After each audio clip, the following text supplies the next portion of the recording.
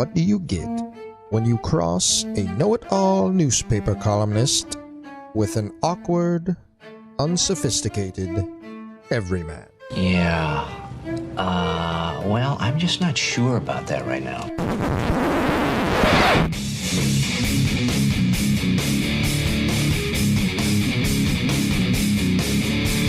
Welcome to Couch and the Rube.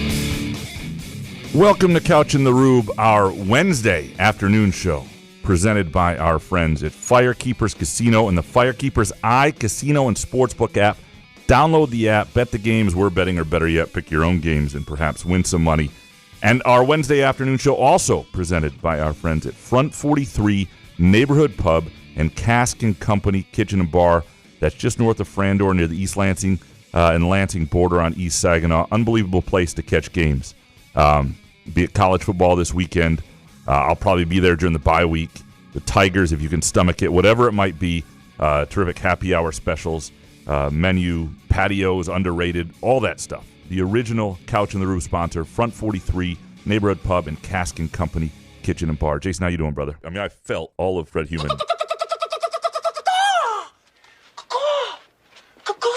Hey, man. What's going on? You okay? Yeah. Last night was brutal. Tigers? Yeah. Carps hitting the classic bottom of the ninth, 2-out home run to extend it, and then by the time you go and roll another joint to check the extra innings out, you're down. Yeah. 4 effing runs. I've never seen anything like it where I've been so elated. I mean, T was even called. She's like, oh, he's going to do it. And I'm like, he actually did it. And then all of a sudden you turn around and you're getting your dick kicked in. And it's just like, I know we just have to win tonight with Flaherty and get that game back. But man, oh man, it's just my confidence level. It's brutal right now with the Tigers. So anyway. It was, yeah. That was. But hey, Michigan State USC. Let's talk about that, right? 17.5-point underdog. The thing that. What could it be worse? There's a lot of panic on the Tigers front. And the thing that I find a little overdone, not that they're playing well, not that they're going to go anywhere in the postseason, but we've known that for a while. I think it's the idea that, like, sure, if they lose 5 or 6 of these 6 games against the Guardians, there's a problem.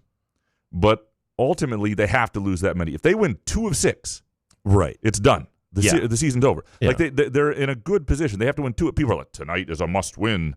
It is. It is not. It is. It is not. It is. It is not.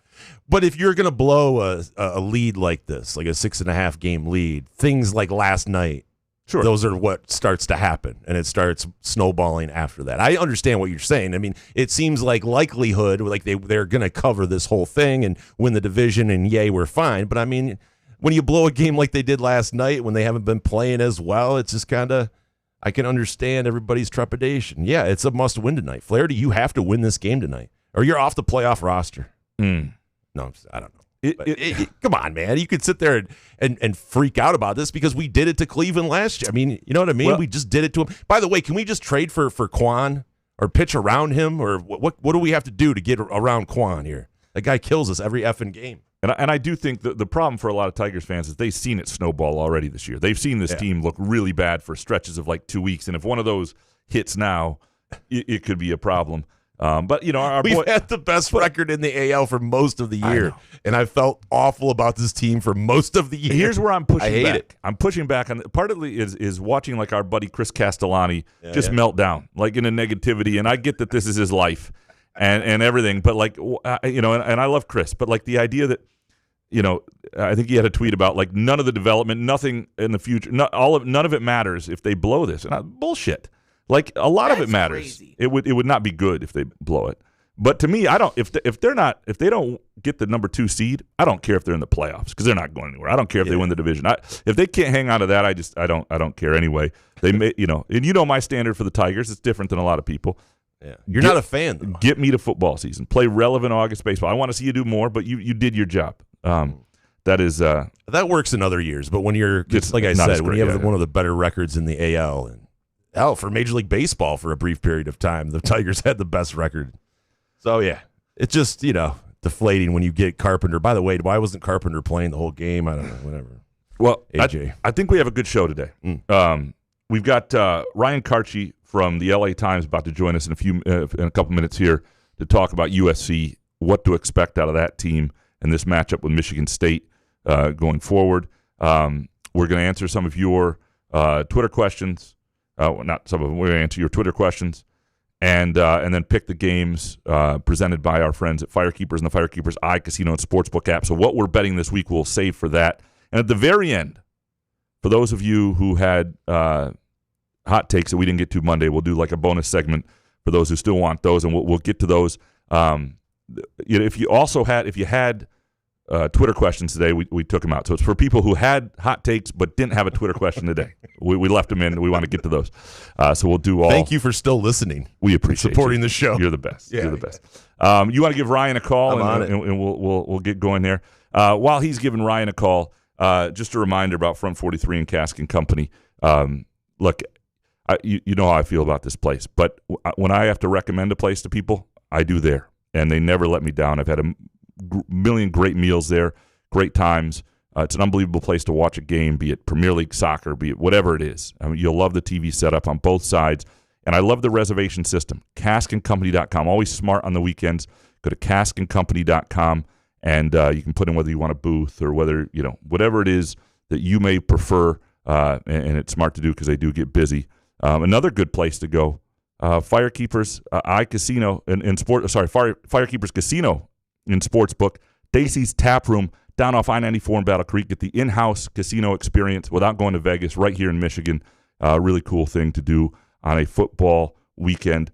Very pleased now to be joined by Ryan Kartje from the LA Times, a man who knows Michigan, went to the University of Michigan, knows the Big Ten, lived in Bloomington, covered Indiana for a little while, Indiana hoops and stuff. Ryan, thanks for taking some time, man. I appreciate you. Of course. Thanks for having me. Also lived in Wisconsin for a little bit. There you go. My Midwest credentials run deep. Are you from here originally? I'm from a little bit south of Ann Arbor. Okay. Milan, Michigan. Milan, Michigan. See, yeah. Okay. I knew the 734 number. I'm not going to read your whole number on air for everybody, but I figured, because the age most people are, where they got their cell phone is where they're from and what that number reads. Want to talk to you a little bit about USC and this team, and you've covered this program for a while, and I bet you're grateful these days because I know you covered UCLA for a while that you're covering USC and not UCLA these days. But this USC team looks a little different than the ones of the last couple years.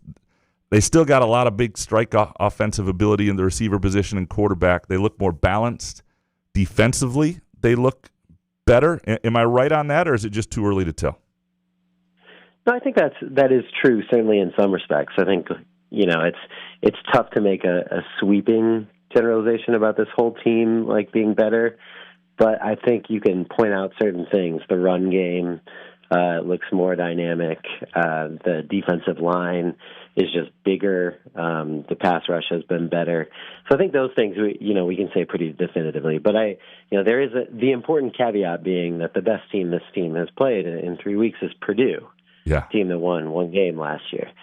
So, and I think I do buy that Purdue is a better team this year under Barry Odom. But I still think there are a lot of questions I still have about where this team is headed. I think there's some weaknesses that can be exploited in the secondary, especially. Those really started to show up against Purdue. So a lot of questions still to be answered. All right, you mentioned the secondary. Like, what are the other big questions in terms of this team being? I think that it looks like it's a baseline bowl team, but whether this team is back to playing elite football, this program, what are the questions you have to have answered? Yeah, and I think a lot of it has to do with the offensive and defensive lines. I think we've seen some vulnerabilities in terms of the run defense, even in spite of the bigger players that they brought in the portal and in recruiting the last couple of years. And the offensive line was my biggest question coming into the season. I actually think they performed pretty well through 3 weeks, but they also haven't played an impressive defensive line yet. So, I think Michigan State, has is the biggest challenge they will face in that regard. So I am curious to see how that goes, and especially given how well Michigan State has defended against the run. I think that'll be a critical part of this game because USC has been able to establish the run and they can lean on that. And Lincoln Riley has so far been willing to lean on that, which hasn't always been the case in the past. But I would be curious to see how Jaden Mayava, their quarterback, really reacts when his back is against the wall. He hasn't had to deal with that quite yet, not since last season when he first stepped in and he threw 2 pick sixes against Notre Dame. So this may be a game in which we see that actually come to fruition, and we'll finally get to see him tested because I still have some questions about him as well. Who's the most feared weapon you think they have? I mean, obviously, Makai Lemon and Jacoby Lane are well-known receivers. Like, I'm wondering, when you look at this team, who's their best difference maker? You took the 2 first names out of my mouth that I would have said, and I'll just say really quick on them. I don't even really seen what Jacoby Lane can do, and I think Makai Lemon, just his ability to shake off tacklers and get open across the middle of the field. Like I think these 2 are both potential first-round draft picks next year. I said that before the season. I've only been vindicated, I think, on that front so far. But otherwise, Wayman Jordan, their running back, comes from the junior college ranks, and they thought they were all set at running back, coming out of the portal, or kind of at the end of the portal season, and then they hear about this guy and watch his tape and just become completely enamored with him, and we're raving about him all summer, and then you see him come out, and you can totally understand why immediately they were so effusive in their praise about him. I mean, this is a guy who can change directions better than any running back I've seen at USC in the past 10-ish years. So I really do think if they can open up holes for Wayman Jordan, which will be a big question in this game, I think he's someone who could be an all Big Ten caliber running back. Yeah, I mean, I think Michigan State's in trouble this week. I'll be honest with you. I just from what I've seen from their defense, they've not gotten to the quarterback well to this point, and they struggled to stop, to be in the right run fits in certain against Youngstown State. So despite the idea that they've been okay against the run at times, I do think this is going to be a problem, and Michigan State's best chance is sort of to keep pace on the offensive end against that USC secondary with their own receivers, especially if MSU's got Nick Marsh playing this week. What is the vibe currently about USC? It's obviously better than UCLA, but the Lincoln Riley, sort of where fans are with him, where sort of the long-term trajectory of the program, how people feel right now. USC is a very up and down fan base, I think, in a lot of ways. They're very passionate. So I think, a lot of people are still wary of Lincoln Riley and, from a long-term perspective. But I think, you get a little bit of a taste of them just blowing out teams to start this season. And the off-season went really well from a vibe perspective. They had a new general manager from Notre Dame who really has kind of swept in and completely revamped the place in terms of the personnel operation. So I think that has all helped. You have the number 1 recruiting class in the nation. All of these things are good for the vibes, but I think, they're entering a stretch of their season in which, it's Michigan State, it's Illinois, Michigan, Notre Dame, Nebraska. Like, this is a murderer's row over the course of the next 6 weeks or so. And I think we're gonna know where people stand on this team and on Lincoln Riley going forward. But within the building, I think the confidence is at a level that I think is different than last year. Last year you started to see their fourth quarter losses just sort of compound, and by the end of the season it was really in their head. I mean, they lose a game against Maryland. Maryland didn't win another Big Ten game all season. So many things had gone wrong a year ago, and I think they've at least convinced themselves that those things aren't going to happen, which I think is the first step. So whether they have enough kind of on both sides of the ball to compete with the top tier of the conference, I still have questions, but I do think this is a game that they should be able to comfortably beat Michigan State. Will they is another question. What are the vibes out there about being in the Big Ten within the program and around it? And I mean, like Michigan State's playing 11 p.m. Eastern time game this week, which not great for fans, but you can argue is right in the wheelhouse of when most athletes are at their best, 11 to 2 a.m. And then you could, a couple weeks from now, UCLA comes to Michigan State for a noon Eastern time kickoff, which, I mean, I guess out there it's breakfast with the game, but for, a 20-year-old kid playing at 9 a.m. on the body clock probably isn't great either. What's sort of the vibes of all these time changes and being part of this league without the history? Well, I think within the building, at least, the vibe is there's nothing really we can do about this. We got ourselves into this. So no good in complaining about it. That said, by the end of last season, they were pretty fed up of, I think, going, 3 time zones over to play. There was a stretch last year. It was 3 trips to the Eastern time zone in 5 weeks. And that's brutal. Even from my own perspective, traveling, that was brutal. And I'm not even playing in the games. But I do think, the fans are certainly not thrilled with the kickoff time situation. I think Michigan State fans have a lot more to complain about this week for sure. But I will say my answer to this is always kind of, that's what the money's for. Mm-hmm. You did this for a reason, and it was money. So I think people at USC knew that this was probably going to happen, that they were always going to end up in this later window. I will say I personally am surprised how often that's happened. I thought there would be a little bit of mixing up in there, but USC has certainly ended up in that later window pretty much always. And I do think it'll be interesting this week because USC has made it clear they're worried that fans aren't going to show up to this game.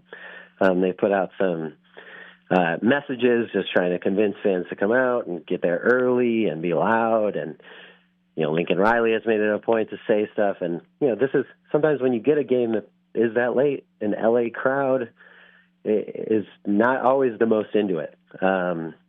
I don't know what to expect out of the attendance here, but I think moving to the Big Ten certainly didn't solve all of these issues. But while USC fans had problems with the kickoff times in the Pac-12 too, at least now they're getting paid for it. You're obviously familiar with UCLA's program. How much? There's a lot of debate about what kind of job that is right now. What's your sense of what that is and what the potential for UCLA football is out there? What are the problems? So when I covered the team was actually during the Jim Mora era. So it was at the peak over the course of the last, I would say, 2 decades. And I was always under the impression that the program had enough to compete. Now, granted, that is a different era. Now you have NIL, and there's certainly a lot more layers involved in being a successful football program. I think the problem there is the leadership has just been, it's just not up to par. Athletic director Martin Jarman, I think, has rightfully taken a lot of criticism in this whole situation. And, it's been pointed out by many people how many times along the way these problems could have been rectified. And I think there is some revisionist history about Chip Kelly leaving, and a lot of people think he took a lesser job, so it must be because he didn't think they could compete. And that was certainly the narrative that kind of his side and everyone else around him kind of put out. But I've always kind of been of the mind that you have a lot of wealthy people around UCLA. If you need to mobilize those people and you have the right leaders to do so, it's not that hard. And I think the problem now is that why would any football, hot coordinator or, group of 5 coach who's got some buzz, why would any of them choose to take UCLA at this point when they're pretty sure that the athletic director is not going to last, and they don't really know who's in charge otherwise. So just kind of a mess from an institutional perspective, but I don't think just on the whole, I think in a vacuum, UCLA should be able to compete at football, and they have in the past. I've seen it myself. So I do believe in the long-term viability of that program, but I think this is a very critical hire that they cannot afford to screw up. And I can't say that I have the utmost confidence that they won't screw it up. So I am curious to see what happens on that front. Yeah, no, I mean, seeing what happened when Michigan State fired a coach, a couple weeks into the season a couple years ago, it is a difficult slog, especially in the transfer portal era, to get things steered in the right direction. It takes a little time, and you're right, you got to get it right. Ryan, really appreciate your time. Ryan, you do great work at the LA Times. I would urge anybody who's wondering about USC this week, especially to read your stuff there. Well, I'll see you out there on Saturday night. Of course. Thanks for having me. That is Ryan Kartje from the LA Times, Michigander, transplanted in LA. We're everywhere. And you almost gave out his whole number. I did. I nearly read his phone number. That would have had been a fix and post situation. Stop it. All right, fix it and post. Which of our listeners do you think would have taken advantage of that and really had some fun pranking? I could see Matt C. Yeah. Matt C. doing a quick call. Nothing crazy, Yeah. He's kind of reformed. He's kind of a different Matt C. now. But, you never know if they Michigan State gets their ass beat, like you mentioned. It was interesting to hear you say that. They have no shot pretty much. So Matt C. definitely during the game, on Saturday night could be tweeting out or texting that guy. So. I wouldn't say no shot. I feel like doesn't sound fun. Doesn't sound good. I don't feel confident in it, right? Yeah, no. I think, it is 17.5 point spread. So and it's up to 18.5, I think, too. And the Nick Marsh thing is big to me. I mean, it's 7 to 10 points. Like Chris Solari and I did a Spartan Speak late last night. Again, is he playing defense though? Like I know what you guys are saying, correct, but that many points. But I think it matters to the defense because I think it matters to the length of their drives and their ability to, sure. Because the way look at the last game before he got hurt. The way they used him when they weren't running the ball that effectively was in creating plays and short passing games and letting him run and sustain drives. I think it matters a lot.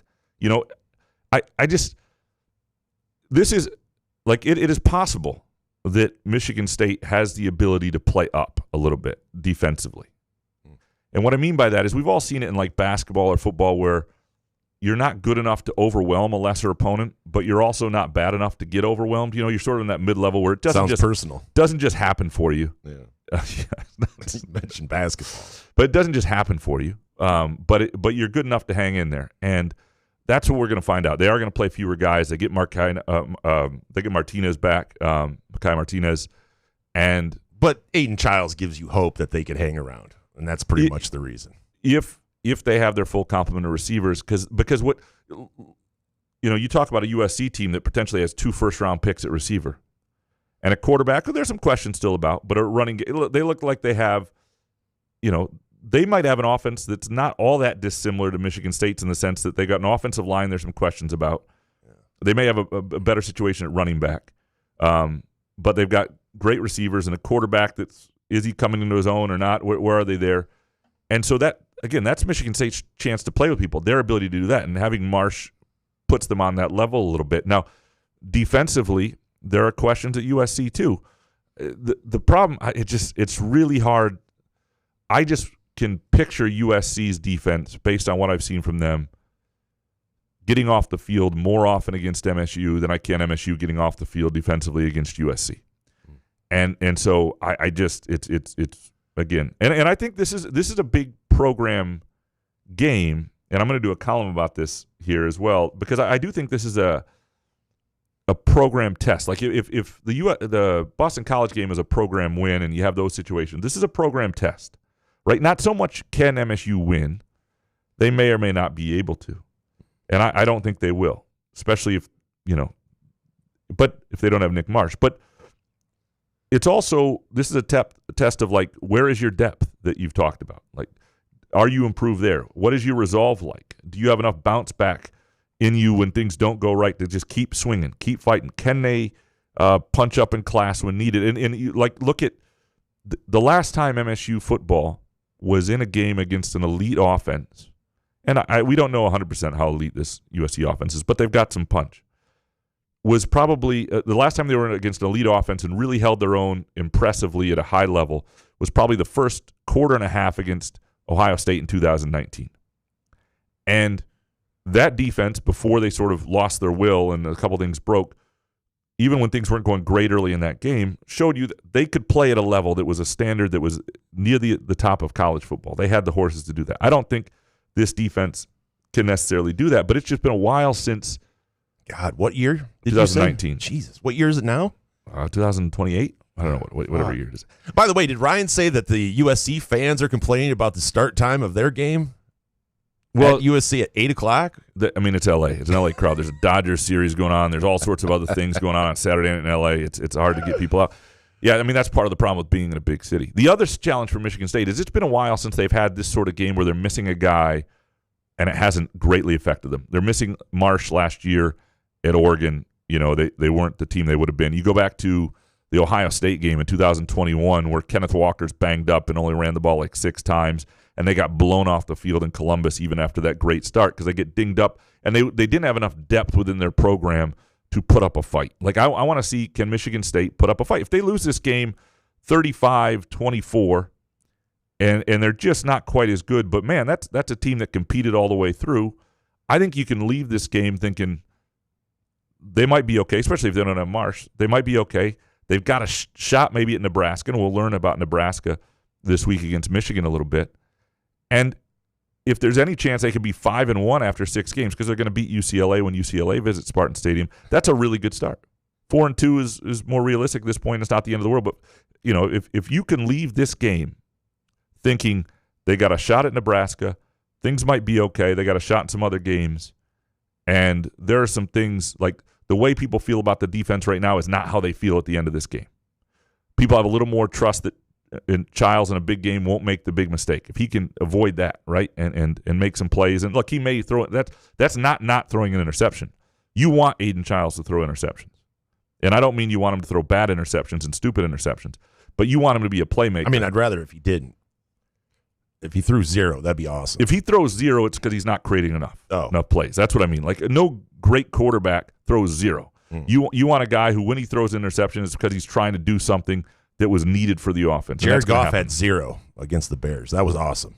Yeah, but Jared Goff, I didn't have to see him throw one for me to go, is he putting the ball down the field? I mean, Jared Goff needs the world to be perfect around him to do that. So, and Jared Goff is maybe one. So does Michigan State on Saturday night. Not Chiles. Jared Goff's one of the few professional athletes who's slower than you and I combined. That's right? true. It is scary. It's not to watch him run when he does that reverse shoulder, that turn. I'm like, It's the only thing that's fun about it is sometimes I wonder what I would look like running in an NFL football game, and I'm like, hey, there's me. That's me. Well, we could put you in a full pads and helmet and everything, and have you run down the field, and we could maybe AI that thing. We could see what it's really like. If we want to. That Leo DiCaprio meme where he points at the TV. Hey, that's what I do every time I see Jared Goff run. I'm faster than that guy.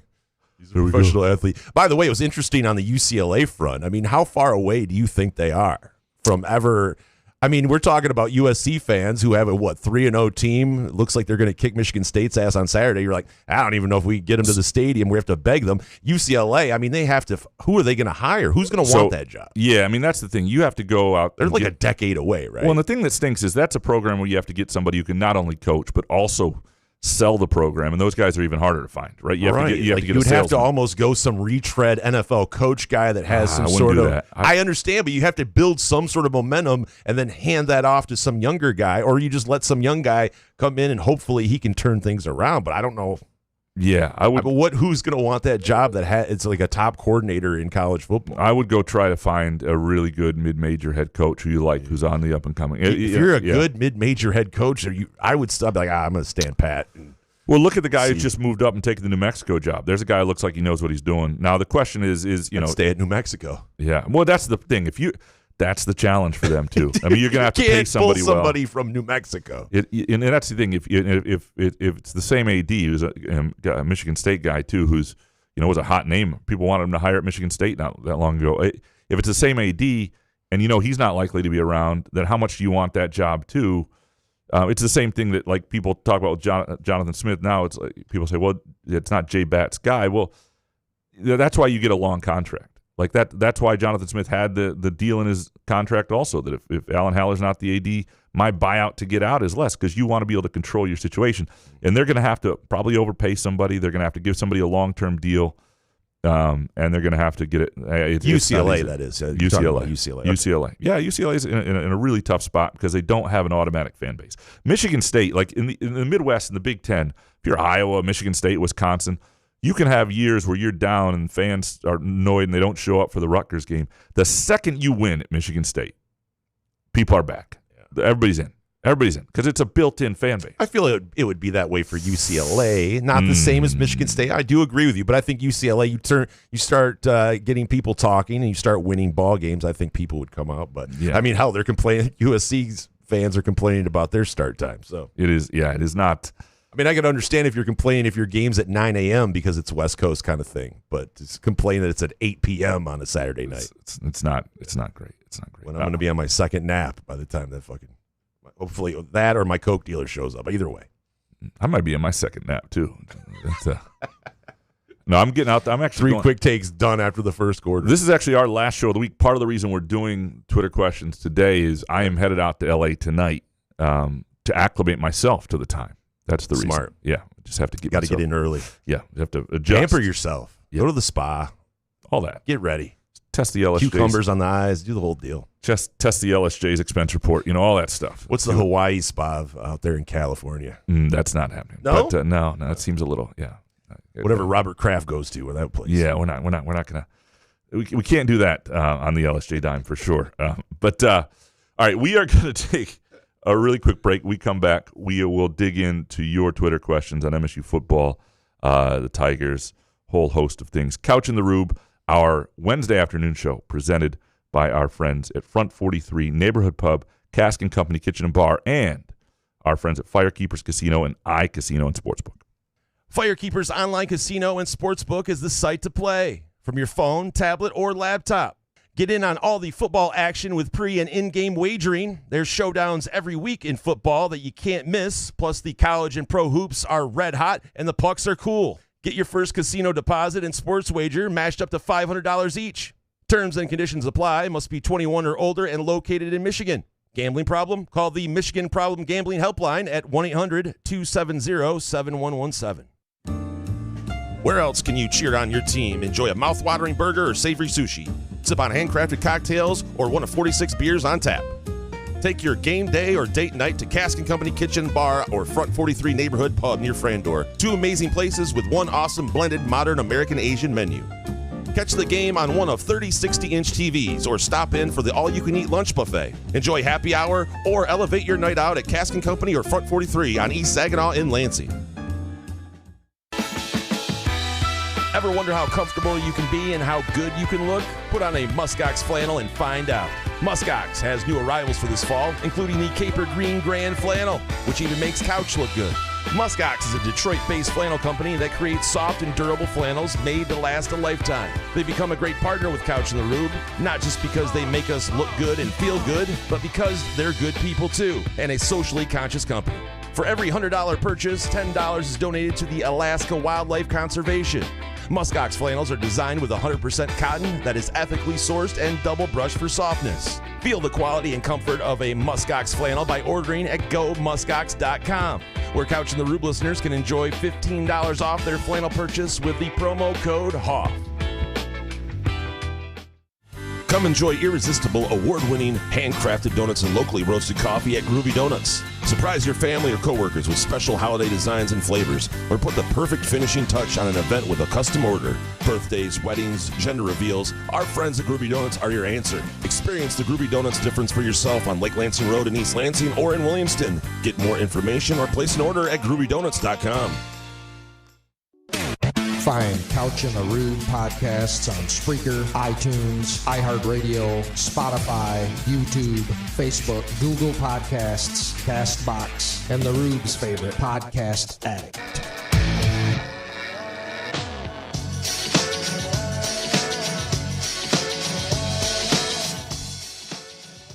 Couch in the Rube, our Wednesday show presented by our friends at Firekeepers and the Firekeepers iCasino and Sportsbook app, as well as Front 43 Neighborhood Pub and Cask & Company Kitchen and Bar.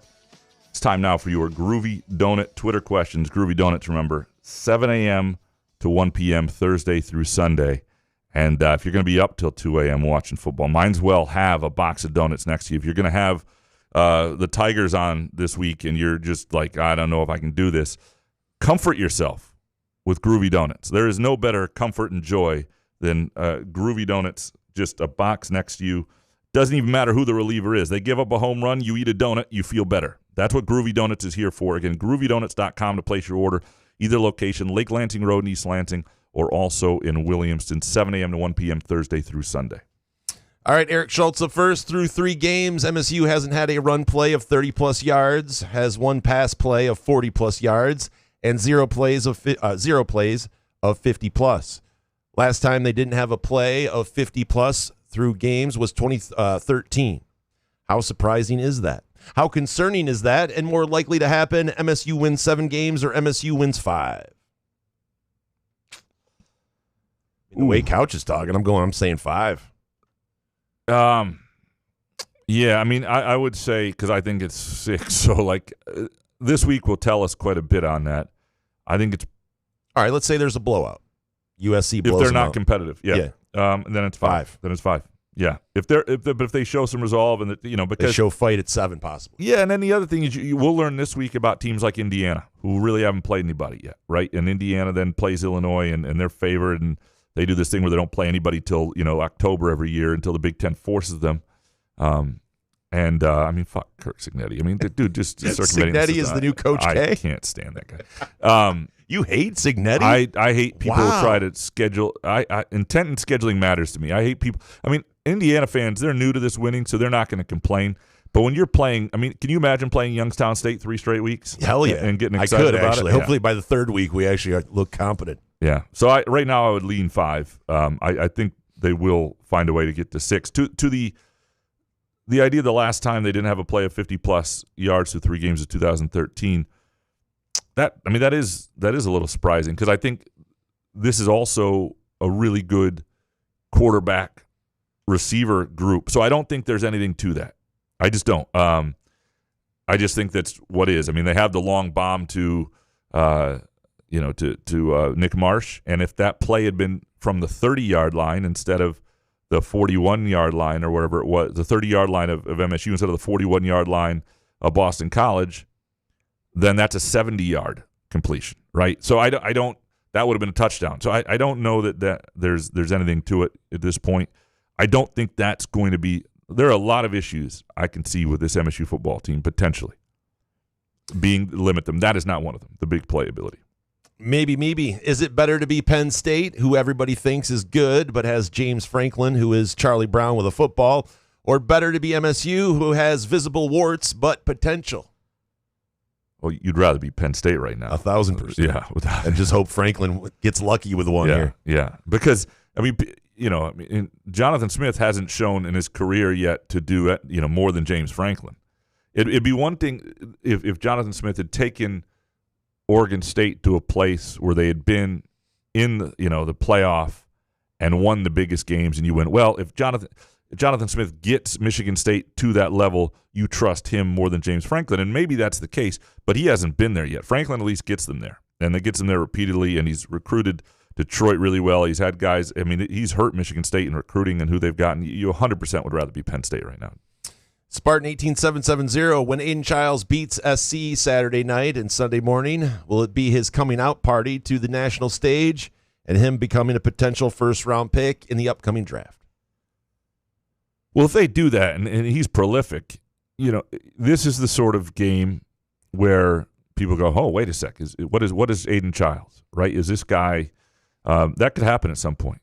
If that were to happen, especially if they did it without Nick Marsh. But, at some point, if he continues to play really well, even if MSU's losing games, they're losing shootouts, people are going to go, what's going on there? Is this guy for real? And I think right now there's a little bit of a let's wait and see, and Aiden Chiles and Brian Lindgren both talked this week, and they talked about he's doing a lot better job keeping his eyes up. Chiles talked about there are moments still where he's left too early or it's a decision he makes and he's not sure. There was a play in the Boston College game where it was 3rd and forever, and he ran for a first down, and it was a huge first down, but McCray, was also open. Krishan McCray, the receiver, was wide open, and he had to make that split-second decision, and he just, I think, trusted his legs in that moment more than his arm to make that correct play, and it turned out to work. But I think that's always going to be a balance for him. But one of the things is he recognized that McCray was open in that moment. And Lindgren said one of the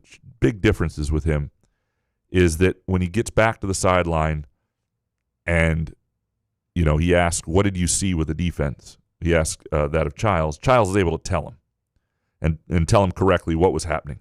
And that wasn't always the case last year. So that you want development and growth and reasons things might be progressing that are real. That's one right there. You just, the coordinator asking, what did you see there, and getting the correct answer and getting, from Aiden Chiles. Jebediah next. Do you have any inkling that Jonathan Smith actually wants to be here? If so, outside of winning games, not looking too promising for the rest of the year, what can be done to prove it and make us believe he isn't just a fish out of water collecting a paycheck? It's the Michigan game, right? You beat Michigan, you walk into the locker room and you say, fuck Michigan. Like that would do it. That's, you just need to connect. You need to connect through. I'm not talking about Michigan. The Michigan State fans' loathing of Michigan. That's where you connect. That's where a good ball club. Yeah. I doubt he's going to be like, fuck Michigan. Hey, over the other locker room's a good ball club. You want to be a legend instantly. You want to be somebody that people go, that's our ball coach. That's not how they talk up here in East Lansing. But it's more like some do. Y'all.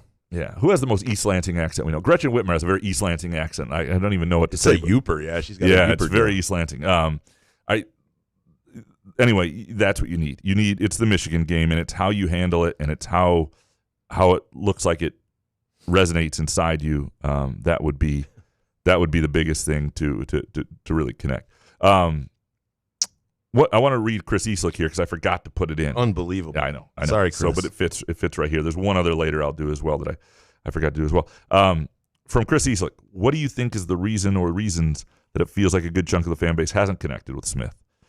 Being mediocre for so long, except for one season, probably isn't helping. But there just seems to be a lack of connection between him and a lot of fans. I think there are different levels of this. One, he is not like one of the great orators of our times. He's not like this unbelievable communicator who sells it. There was a moment under Mel Tucker where it felt like there was swagger and there was the program was on its way somewhere else, and that felt really good for people. And we don't have enough time for all of that. And for whatever Mel Tucker's faults and shortcomings, that they don't feel that under Smith, right? And so that's part of it. I think there is this Urban Meyer idea that could have been an option for some people, and so they wonder what if. I think there's the idea that it was an Alan Haller hire, and Haller's since been fired, so they wonder about I think there's all that stuff. But I think part of it is in the moment that really mattered last year to them, the Michigan game. I would say that was his worst moment, and so that. He's got to be better in that moment. You got to win that game, and then you also have to handle that game better. And then the one other thing I'd say is people really were excited early on about him because they felt like there was a level of competence that was going to be there. And one of his things was they want to be playing their best football at the end, and that was the exact opposite of what happened. Now, some of that was they just didn't have the depth a year ago, and now they claim to have more depth. So they should be the same team ideally, unless you have like an Aiden Chiles injury or something. But outside of a couple guys who you can't replace, they should be the same team pretty much in November as they are in September, if not growing into it and have a chance to do that. So people want to see that too. They want to see a team play better. I think everybody, if Michigan State's playing good football in November, if it's a 7-5 team that hangs in there with Penn State at home in mid-November, like people will be able to deal with that. People will start to feel like it's getting somewhere, and I think that's what's needed. Matt C. next. Beating USC on Saturday would be the biggest surprise win since upsetting number 1 Ohio State in 1998. What say you guys? How sad is it that these wins would be comparable? And from Jonathan, somehow MSU beating USC on Saturday would be a bigger win than Miami in 2021. The hype leading up to the Nebraska game the next 2 weeks afterwards would be unreal. Well, so I'll address the first part first. I do think it would be bigger than Miami in this sense. That year before the Miami game, there was nothing but a crescendo, right? And you're coming out of the pandemic. People are excited to make that trip. It wasn't even completely out of the pandemic yet. And the other thing about they had the Northwestern game that people were excited about, and they went down there, and it was just sort of this continued momentum. This is a moment where there was a huge hiccup against Youngstown State. People don't feel great. And so for that not to actually have been a hiccup, for that just to have been a game where they didn't play well, they were playing too many guys, or it looked like it did for whatever reason, and to go to USC and win, it would be, and to get to 4-0 then, and how that changes how you. I mean, if they were to win at USC, it changes the way you think of the entire season, because then there's a real chance you think they could win at Nebraska. Then probably every game on the schedule, maybe Penn State, we'll see what that is, seems more feasible. Like at one point, I thought most of these games were toss-ups. Maybe some of these teams were a little bit better than them, but then that sort of seems in play again, and maybe this is a team that can win 8 games. That's where the world changes if they win there. So it would be enormous. In terms of biggest surprise since upsetting Ohio State in 1998, which was a big surprise, although that MSU team turns out was stacked with NFL guys. But I would say 2015 Ohio State, when they didn't have Connor Cook and they went down there and that Ohio State team was loaded, it would still be a much bigger situation. David Jackson, why are people conceding the USC game? If anything, the Purdue game gives reasons for optimism. Absent the pick 6, it was a one-score game. USC gave up 300 yards passing, so they're vulnerable to Chiles. USC also picks up a lot of penalties, so I say take the money line. Agreed. Well, David, I mean, money line here, I mean, you had me with the point spread here. I'm turning the corner with that. 18.5 seems, I wouldn't tell a lot people, of points. It's a lot of points. I would not tell people to take USC with it. Now, USC could win 40-6, and you're looking like an idiot next week, but it's still a lot of points. It's a lot of points for a team that But he makes a great point about the Purdue, because I haven't crushed tape on the Purdue USC game, so. No, I watched it. It's USC did not look, and they're again, it's hard to know exactly what Purdue is. You know, everything's what is so and so. What did they do? They were on the road. You know, I don't. I think USC has some guys who are really going to hurt Michigan State, but I don't think at the line of scrimmage is one of the areas on offense to Michigan State's defensive line. And I think that's one of the things that gives them a chance. Like, you look at some of the games where Michigan State has kind of been overwhelmed in the last few years, and it's been where they just lost badly at the line of scrimmage. I think their interior line might be okay in this. I don't know if they're going to get to the quarterback. I don't know if that's going to matter. How well they tackle in space, a lot of those things, but other than that, I mean, I'm not picking Michigan State to win. I think I haven't really gone. You'd have to be a fan to do that. Yeah. By the way, if you're worried about this game, and we talked about Groovy Donuts and what they can do for you, but like this week, the apple cheesecake donut Thursday through Sunday, I'm almost willing to change my flight to be around for this. I'm annoyed that I'm going to be in LA for this whole time. The apple cheesecake donut available this Sunday at groovydonuts.com. Place an order. It is one of the most delightful things I have ever seen. A fall favorite, fluffy donut filled with sweet apple filling, topped with rich cream cheese icing, sprinkled with cinnamon streusel, drizzle of golden caramel, cozy, creamy, and irresistibly groovy. I'm telling you, the description, getting uncomfortable. The description is damn near like sexual. Watching a porno with my dad. But it is. But the picture.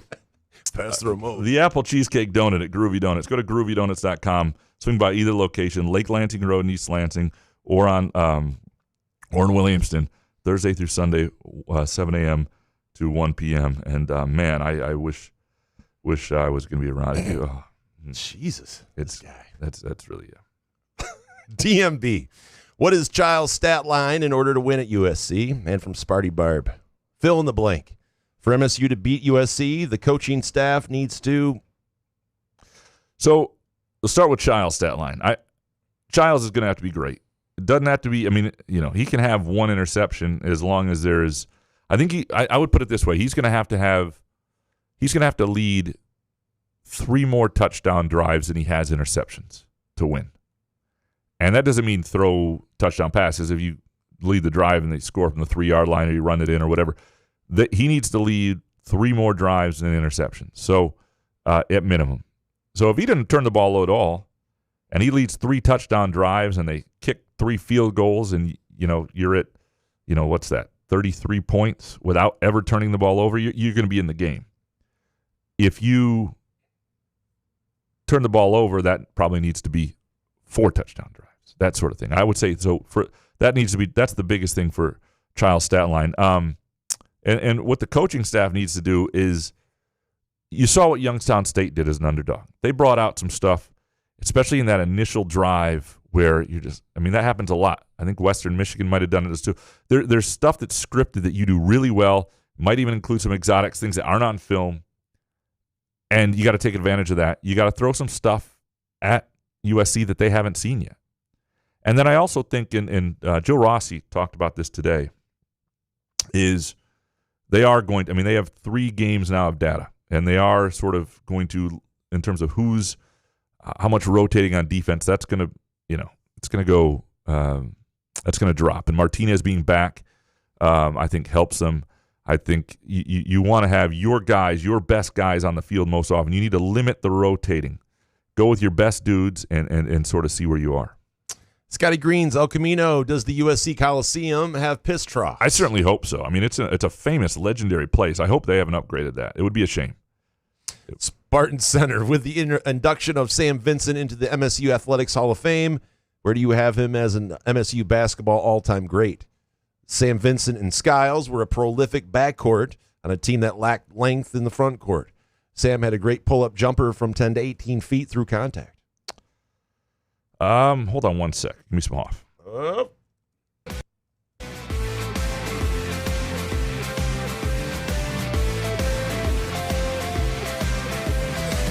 I am the passenger.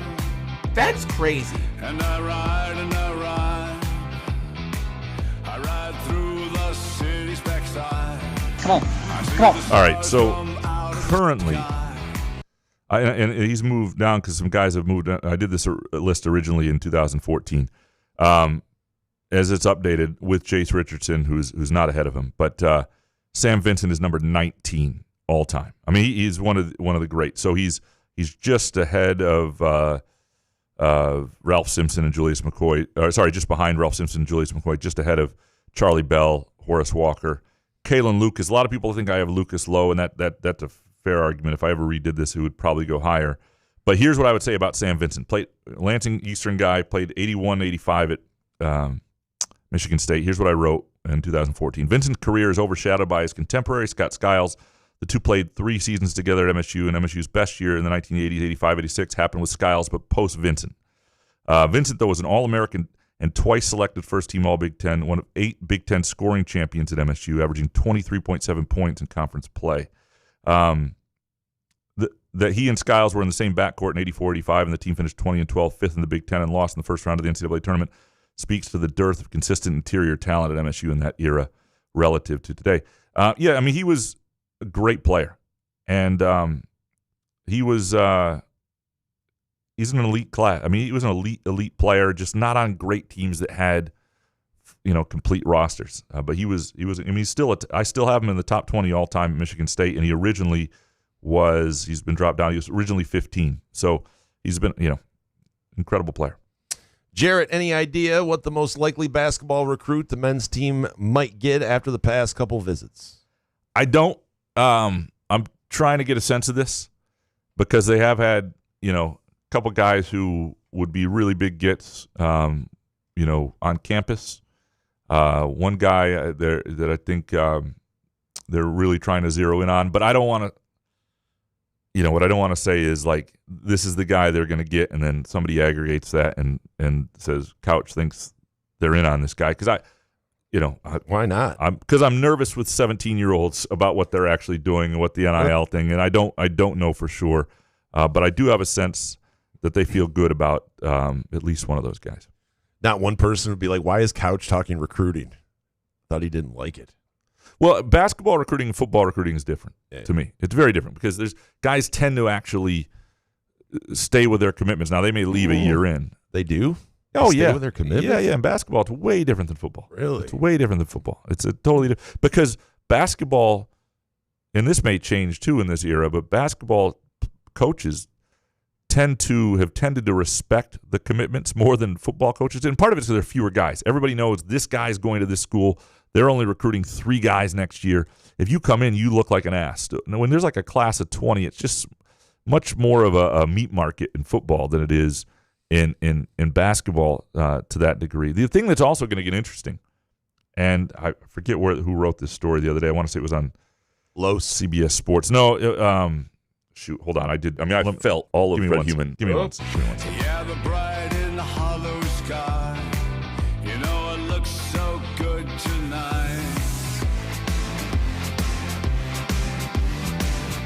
Okay. Oh, it was Norlander at CBS Sports. Yeah, and he did a piece on just sort of the changing deal in basketball with the downturn of commitments, where schools are focusing, the lack of some of it. Maybe the 2026 class isn't considered that great, but the lack of money going to those kids right away, and I think some of it has to do with the revenue sharing deal, where a lot of the money's going to football, and a lot of these programs that used to have just unlimited funds aren't really sure on the workaround to pay all these guys yet, and so you've got $3.5-4 million. You got your own roster. You got how you recruit. I think is changing a little bit too in college basketball. It'll be interesting to see what it looks like. Kurt Wisniewski, Graham, for our 25th wedding anniversary, we just did a trip from Bar Harbor, Maine to Portland, Maine.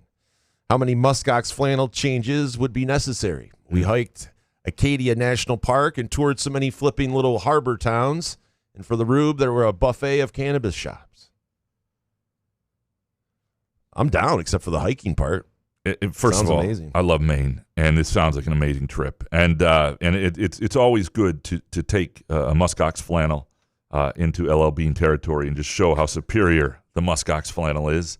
But yeah, it would. The muskox flannel, you don't sweat through it as much. But if you get enough hiking for me out, this sounds like a 3 or 4 muskox flannel trip for sure. LMK next. I think I want to start watching more soccer, thanks to Graham, but I need some info on the good teams to watch. Graham, who are your favorite teams? So if I was telling you to watch soccer, or you wanted to watch soccer, to get into soccer and enjoy it, I would start with somebody like Liverpool, who plays an exciting brand of soccer. They're going to give up some goals. They're going to score it. They're the defending champions. Your chances of enjoying the sport, if you haven't been, would be like Liverpool. I also like a team this year like Bournemouth. If you want a team that's not favored every week, but I think it's going to be competitive in the upper half and sort of a smaller club, I think that they would be a fun style of team to watch play. I would start with teams like that. I mean, Arsenal might be the best team, but they don't always play the most exciting brand as well. Man City is always fun to some degree, but I think Liverpool plays the most exciting brand of soccer in the Premier League, which is readily accessible to you, and I would look at that. Sounds like that could have been a DM. Could have just DM'd you. All these could be a DM. We could just do DMs. No, the soccer one. Oh, I see. TC Brunzi, can you replace the current Hoff music with this Hoff? All right. Gone, bright shiny days. What is this shit? Gone in a young and restless haze. Oh my God, no way. This Hoff? Yeah. Oh my gosh. On the Hoff. Merv Griffin show, he's like, that's young Hoff. Young Hoff. Wow. That's fantastic. Nah, we can't replace it with that shit. No, that it's can't terrible. do that, no. By the way, I saw Hoff on Twitter promoting some online casino that looked like the biggest scam I've ever seen in my life. I didn't know if it was AI or what's happening with the Hoff. But he doesn't look great. That's not good. Doesn't look great. The Hoff, I know he's getting up there in age, but man, oh man. That's not good. By the way, speaking of Hoff, I was thinking about today because I got an email from Hallmark about the Hallmark countdown to Christmas starting October 17th. You get emails? I get emails, yeah, from Hallmark. And what I was thinking about was, do you really need an email for the Christmas? I mean, it's not till I need to know when it's starting and the lineup of movies, and then I can look. You up don't the know actors that and by movies. now? Well, not really, because they didn't announce the lineup. They don't just fire it out on December? No, in December. October 17th is when it starts. The Christmas stuff. Yes. Oh my God. And then what also made me think about was how close we are to Feliz Navidad Hoff playing, which is my absolute favorite time of year. Yeah. Professor, you have a solo 2-hour drive ahead of you. What is your current go-to album? Ooh, for me, it's Deftones. Came out with a new album, Private Music. It's awesome. I listen to it all the time now. One of my favorite Deftones albums of recent. So it's a good, because I'm usually on that sort of drive. I'm usually a podcast guy, but yeah. But if I was to go just an album and not like some, not some channel on Sirius XM or something like that. There's one that I've started listening to that it's a Springsteen album that wasn't like, it's not one of his legendary ones, but it's Magic. It came out in like 2009. Ooh, that's so deep. It's good. It's good. It's not the popular boss. Well, it's not unpopular. It's just like 2009. It was a good album. 2009, 11. 2009. Oh, was it 2009? Yeah. Oh, okay. Fairly recent. Yeah. It's not like it was good. I liked that tour. I saw it. Or that I would just rock Les Mis and sing the Fontaine parts really loud. You can listen to that shit for 2 hours. Les Mis? Yeah. Les Mis is a 3-hour musical. I understand that, but you're on a solo 2-hour drive. Like halfway, you just don't go like, all right. I may click ahead to certain songs, or I may do a myriad of different Broadway types if I'm in that kind of mood. Yeah, sure. Oh my God. You want to come with me somewhere? No, fuck no. I have my earbuds in. C-Dubs 91, are my takes that bad that they keep getting left out? At this point, shouldn't Kerry Carpenter always be in the lineup, no matter which arm the pitcher throws with? Screw splits. We need hits.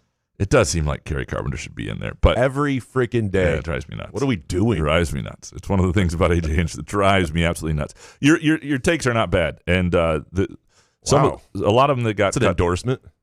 No, your takes are not bad. No, and I feel bad for it was who was it? It was Hawk. No, it was Scotty Green's El Camino. He wrote that he told it was either his girlfriend or wife, like, yeah. So anyway, I submit these takes and then they read them and you hear her name. She's like, that's cool. So they listened to it together and then he got cut last week. So I feel bad about that. Tell her to tune in at the end of the show. He'll be in. He might not have, because if you had one in, I took the ones out. If you had a Twitter question, he's trying to impress his lady. I'm sorry, it's not great. I'm sorry, man. So we are, we're figuring it out. And just to give you a peek behind the curtain, we're probably going to have them submitted earlier to guarantee they're in. Because what the problem with Mondays is you have this Jonathan Smith press conference in the middle of the day that we come straight to hear, and so if I still haven't had time in the morning to finish assembling them. Then it cuts into the time we have to record the show, and that's so it's. And Couch refuses to let me do it, so yeah, it's on Couch. Yeah, it's not. it's on. Something with AI. I'm sure it could be shuffled together. Yeah. Mojo Jojo, fair to say, peek behind the curtain. How exciting! Fair to say, the hot takes cut from Monday that certain couches said would come up on Wednesday's show were pushed down the stairs by certain grams. Hashtag release the stare report. Hashtag never forget, and hashtag Xfinity multiverse. That's a good way to get your take in, though, if you kind of do an Xfinity. If you throw in a sponsor. Yeah, right. Now we're going to have everybody putting in their freaking live read tags so that you can. Graham killed a guy. Xfinity hashtag Groovy Donuts. You know, it's like, I got to put it in there. That's not just any guy. Well, no. Okay, let's. First of all, I didn't kill a guy. Let's start there. Oh yeah, I guess you would have to start there. Yeah, let's start with the fact the guy was gay was after the fact. And did it? I mean, he did die, but it wasn't me. Oh my God, there actually is a death now. What's real and what's fake? The story changes. Me being involved is what's not true. It is true. Is what's not real. Eesh. Yes, I believe there was a staircase involved, and he did die. Is that your tribute? It's not. Is that your eulogy? It's not. Okay. All right. It's not. It's definitely not a story we're telling presented by Midtown Brewing Company. I tell you that. That's not one that we. Statute of limitations. We do that. Yeah. Have to reopen this case. The Hiram Boccaccia of Southern Maine. Is Harry on this week? Nebraska as a home dog feels like a trap. Am I taking Michigan because I think Dylan Raiola's Patrick Mahomes cosplay is silly? Should I stay away from this game? Stay away from this game. Yeah. Yeah. I like this game. You like this game? Yeah. Who do you like? I like Nebraska. I'm a Matt Rule guy. So here's my only... At home? Getting points? My only concern is this. Yeah. Michigan, and Central's not good. Michigan trucked Central with a game they wanted to prove something. That's fine. But the New Mexico team that they beat 34-17 turned out to be pretty okay. Yeah, but Underwood on the road at Nebraska? I know it's 3:30 games, so it's not like again. That's why I'm saying stay away from it. Freshman quarterback in a Nebraska team that maybe I wouldn't bet this game a million. If you told me Nebraska wins by 10, or you told me Michigan wins by 2 touchdowns, all of it I could believe. Like I have no idea where to go. I just think this is like the ultimate stay away because I just don't think we know. So what you're saying is it could go either way. Could go either way. Can't get to it. Mike? Bottom line is I could see that game going one way or the other. We need to get a new mouse in here. Okay, so yeah. on that, another person who sent in via DM a Twitter question that I was unable to get about in. Soccer? No. Can Jason, this is from Carly, can Jason give us a peek behind the scenes with a soundboard? How does he have the different sound drops labeled Hoff, White Elephant, Blue Wall? Just need a distraction from thinking about this MSU football season. I can tweet out a pic of the board. Okay. To show you what it looks like. It's all different colors and to make sure I'm reminded of what's what. I don't even know if that works, but I like to see multicolor view. And then the drops, or how do you know the drops?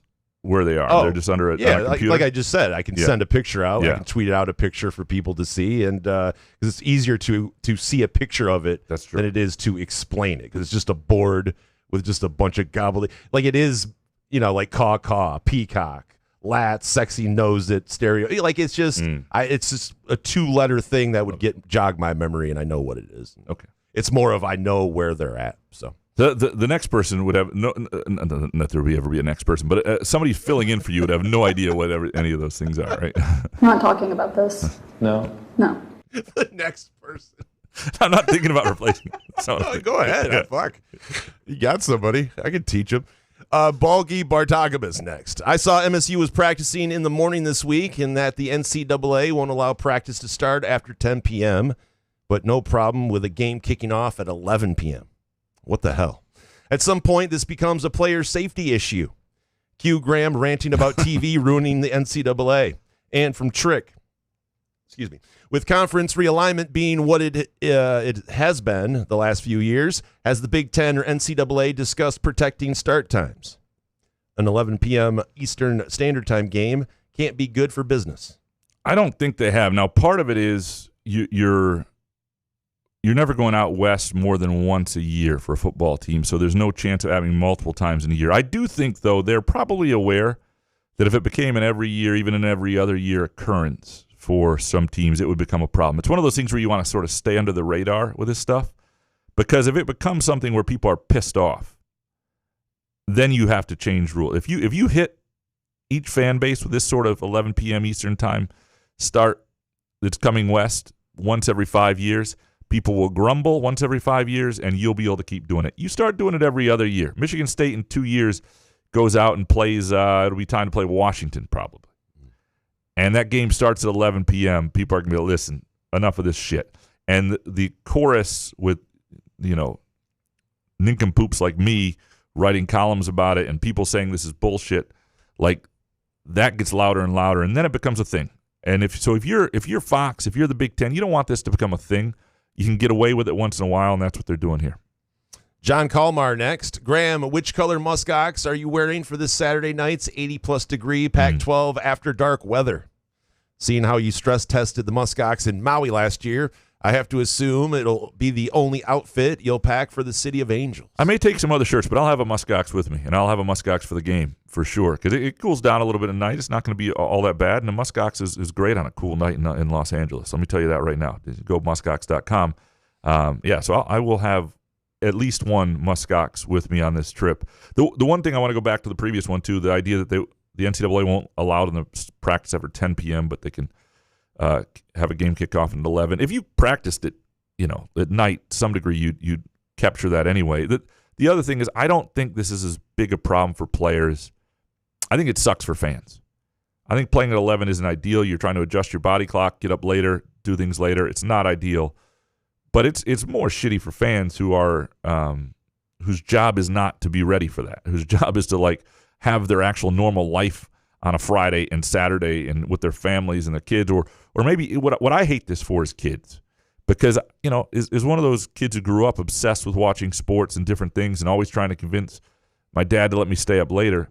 This would have been too late until I was of a certain age. Like, that sucks. It sucks to be 8 years old and love MSU football or love your team or whatever it is, and it's an 11 p.m. start. Even if you wanted to stay up, you're going to fall asleep in the chair at that age. I just think it's disrespectful. It's inconsiderate, and that's what sucks most about it. But what age would you have to be to your parents to let you stay up? Like, my dad would have at 13. I mean, on a Saturday night. Going into Sunday, he would have, Yeah, I'm trying to remember these things. I remember the first NCAA tournament championship game. Those are Monday night, so that was a little different. Monday night, it was like a 9 p.m. start, and he didn't let me watch the 86 game with Johnny Dawkins and Purvis Ellison. But nervous Purvis. I missed that game. 87, I'm 7, and I had to take a nap, and I could stay up and watch the game with Ronnie Cycli in Syracuse against Indiana and Steve Alford and those guys. Derek Coleman on that Syracuse team. So that's my first memory. But I still remember like having that negotiation. I did not like to take naps. And it was like, well, you're going to do this if you're going to stay up till 11:30 on a school night at this age, And so I don't remember exactly. But there became a certain age where big games were a big deal, and you were just allowed to do it like that. So I don't know what that is. But young kids are watching sports differently now, where they just watch the highlights of That's true. Shit. So. There may be nobody under 10 watching this game, period. So what are we worried about? Jordan Villarreal next, thinking of going to an MSU away game next football season.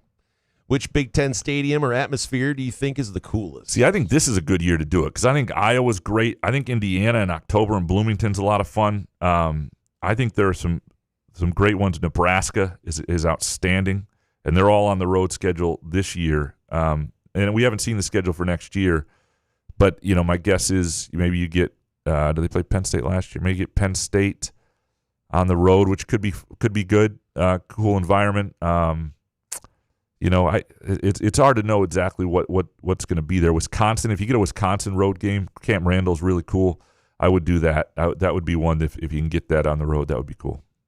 Moneybag, how many times will Ryan Eckley have to pin a punt inside the 1-yard line before this MSU D-line gets a tackle for loss or sack for a safety? Well, they've done it once and nearly twice already this season. So in 3 games, they have 1 safety, and they have another one that was where the guy's knee was like resting on a teammate or somebody, and he got it out. But so twice that is almost less. I mean, the pass rush wasn't really a problem in that opener. No doubt that's a huge part of what's got to improve, and because even if your secondary or linebackers are decent, and there's some questions about linebackers and coverage and other things right now, but if you don't put any pressure on the quarterback, especially a week like this, you're in big trouble. Corey Ostrom, Jonathan Smith spoke of tighter and more aggressive pass coverage this week from the defensive backfield and linebackers. Is this a player thing or a scheme thing, in your opinion, and shouldn't it work in conjunction with a pass rush? I think it's a player thing to me. I don't think Michigan State has the horses it needs to be overwhelming on the defensive front, and yet, just don't. And it was funny, I was watching the L.A. Chargers the other day, and Naquan Jones, former Michigan State defensive, was. Oh, yeah. I saw Bocce, too. Yeah, they had some guys. And I'm not saying they don't have some guys. There's some young guys they like a lot, and I'm not saying they don't have some guys on this roster, but they don't have the guys up front they used to have, and I think that's where it stems from. Spartan Dog 97, when the staff had a quiet confidence about the defense coming into the year, did you notice the smell of some major MGs in the building? That's probably me. Yeah. Is that you? I wondered who that was. Talked to Rossi. Yeah, it's interesting because they did have and I'm still not sure they don't like some elements of this defense.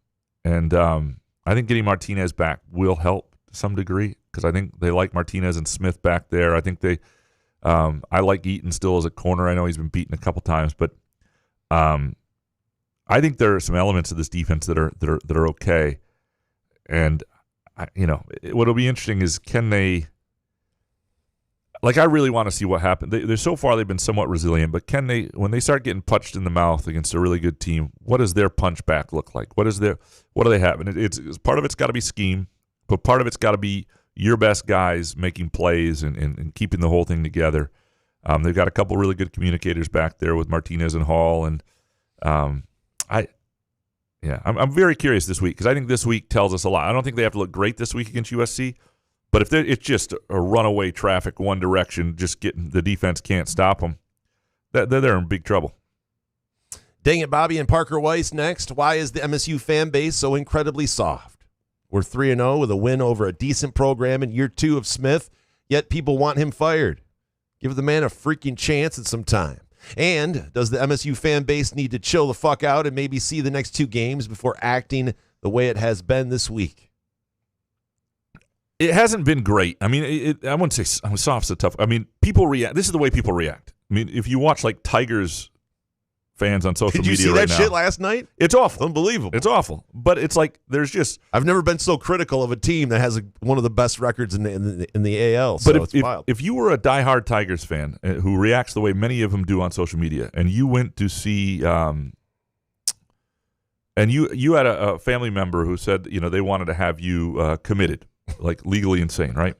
And what they did is they just brought your tweets from the Tigers season when they've got 85 wins already, and laid them out for any sort of person who is in that mental health space.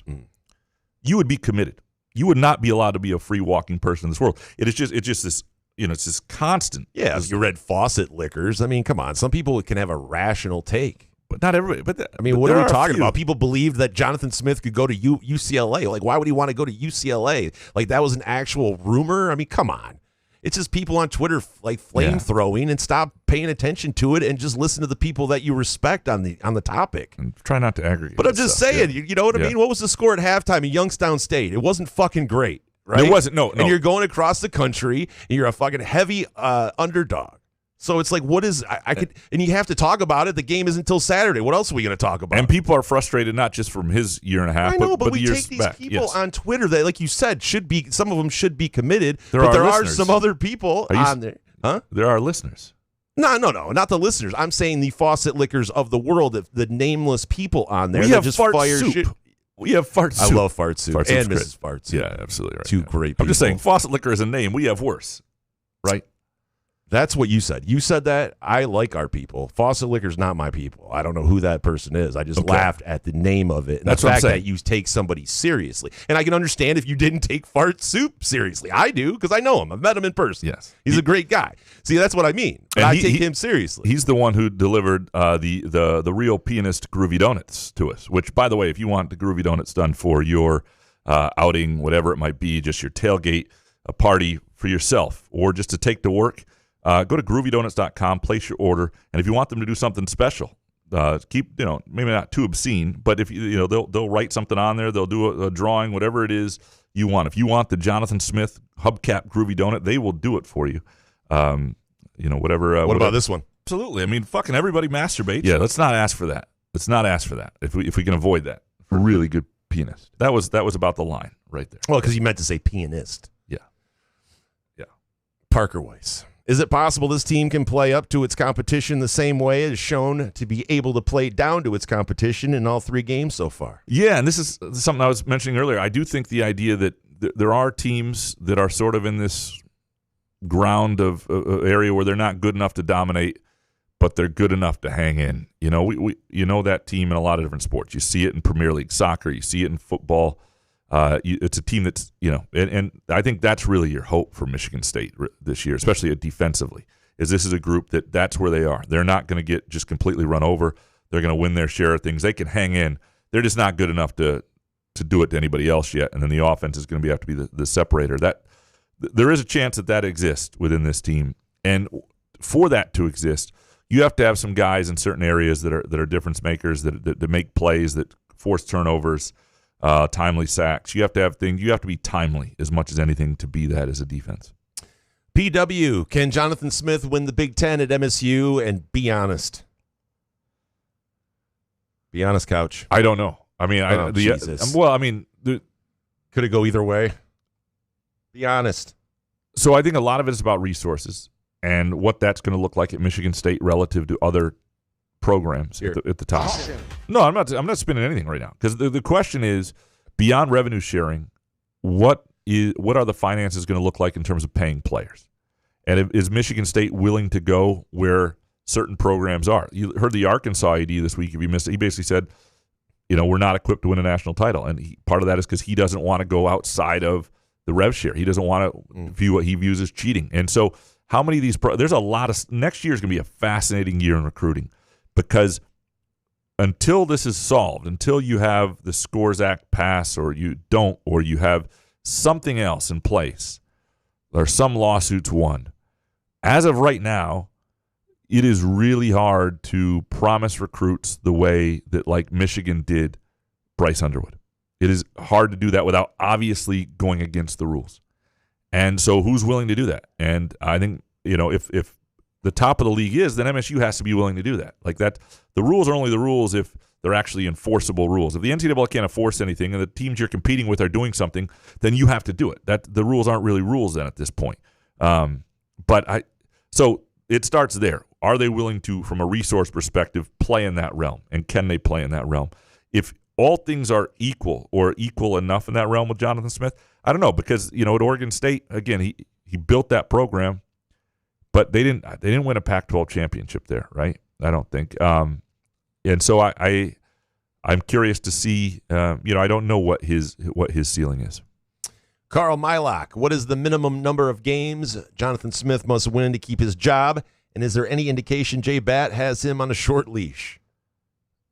No, I don't think there's any. What would be the indication? Yeah. You know what I mean? Like, let's say there were. There was. Well, the indication would be if all of a sudden the language from Jay Batt didn't sound like it was very supportive or something. But yeah. But I don't think you'll get there. And the other thing is there's just a financial reality. I thought he meant currently. Like, is there any indication now, currently, as we stand? Like, Of course, down the line, could Jay Batt say something? There is. I think there is very little that, in terms of, unless something ethically happened, in terms of wins and losses this year. I mean, it's just the financial reality of it. Because if Michigan State can afford to replace Jonathan Smith, then it can afford to compete with Ohio State. And it hasn't shown that yet. So you're not going to and if I were Jonathan Smith and I got let go for a 5-7 season, which would, in year 2, which would be ridiculous, and you throw the program back into turmoil and lots of guys transferring out, and the whole thing's 2-3 years away if you do that, or two years behind. I understand there's the Kurt Cignetti thing, and maybe you strike gold. It's hard to do. It's hard. It would not. You want to see where this goes. You want to root for Jonathan Smith.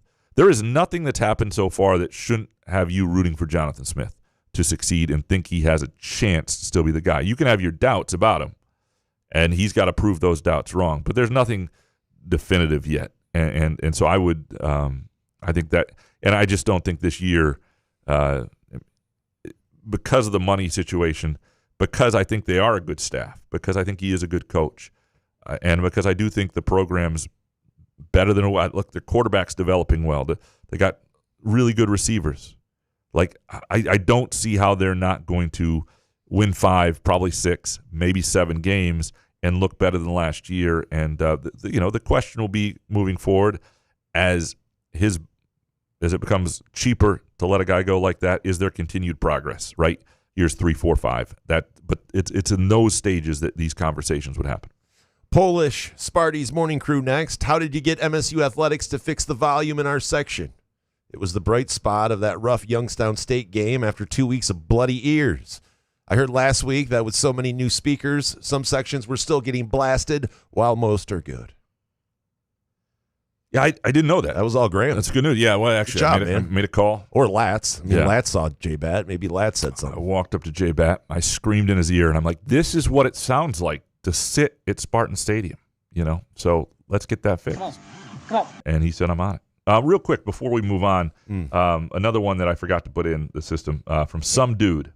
How is that a dude can work really hard and be successful and earn millions of dollars on the way to achieving a job that very few people will ever have, but we all can then look at Ben Johnson on the sideline for like 10 minutes and we know he won't be a good head coach? I don't know that we know that. I don't know that. Yeah, I don't know that. Yeah. I way too early. Yeah, I think they're like, I want to know that. I hope he's not a good coach. There's some reporting on Caleb Williams that's scary. Like, he may have picked the wrong team and the wrong quarterback. Painting the fingernails, is that what you mean? No, like in terms of like work ethic and like guy who's willing to really be in the building 20 hours a day as a quarterback, like what it takes to do it at that level. That's stuff. Some of that and leadership, and it sounds like a Ryan Pace problem. It's not a Brad Holmes problem. No, that's probably a good thing. Yeah. Scott, why has the TIFO not become a part of the student sections in college football? How do we get them to become a part of college football and basketball? Not the state's flag or school saying, but a legit TIFO, as seen in Germany. you know what a TIFO is? No. Okay, it's this. Why can't I get my internet back? Here we go. Give me some Haw for 1 second. I stay under glass. I look through my window so bright. I see the stars come out tonight. I see the bright and hollow sky over the city's back sky. I don't know why. You're good. I need a new mouse. It's an elaborate choreographed visible display by fans, most commonly used in soccer supporters to show the passion of their team. What is it? Sorry? An elaborate choreographed visible display by sports fans. It's like a huge. You see like you can a giant Spartan or something like that. And sorry, my computer. I had too many tabs open. Porn. Yeah, most of it. So what? It's audience participation kind of thing. Yeah, you all have to get on this. No, you could. I mean, it would be cool to do. Michigan State struggles to stripe the stadium, so I don't know if they're in a place right now. Like, my mom goes to some of these MSU football games, and she's out there and she's the one green dot in a stripe of white, and you're like, nope, she misread the email. Oh well. Skylar Verdon next. Which Justin should I follow for Michigan State news? Thind or Spiro? Well, they're very different kinds of follow. Oh, right? That's a Spiro. Come on, man.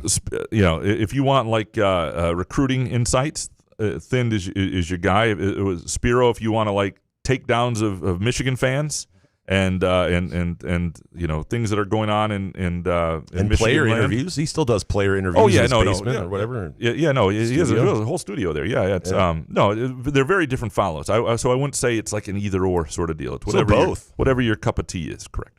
Scott. Was the Luka Vincic injury tied to the one that held him out of week 1, or is it completely new? I think it was new based on getting rolled up on. I think that was separate. It would have happened either way. So it stinks because he had really, talk about guys rotating. He had been out, and then he had won that guard spot, and so that's not great. Jake Hawkins, is something up or going on with the strength and conditioning program of MSU football? It seems like bodies have kept piling up with the injuries since COVID.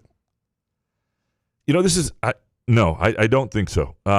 This is something you get when you're paying attention to one team, and it feels like it. If you were paying attention to Boston College, you would think about, wow, what a snake-bitten team right now. That's like that everywhere. It just is. And this is why this is a test week for Michigan State in terms of depth. Like, there will be guys that you can't, it's hard to replace. Does USC have any injuries? I don't know, but we don't pay attention. They're the only program? We don't. Yeah, the thing is, we don't pay attention to it like that, I don't think it's a strength and conditioning problem. When a guy gets rolled up on, that sucks. There's nothing you can do in summer conditioning to help an offensive lineman deal with people rolling into the back of his knees. Like, that's just not. It's not like, hey, we're going to do things where we're going to put a 50-pound weight into the back of your knee and see how it handles it. And let's it's something you're hoping to avoid at all costs, right? And it's just sometimes things throwing bowling balls at their feet. Yeah.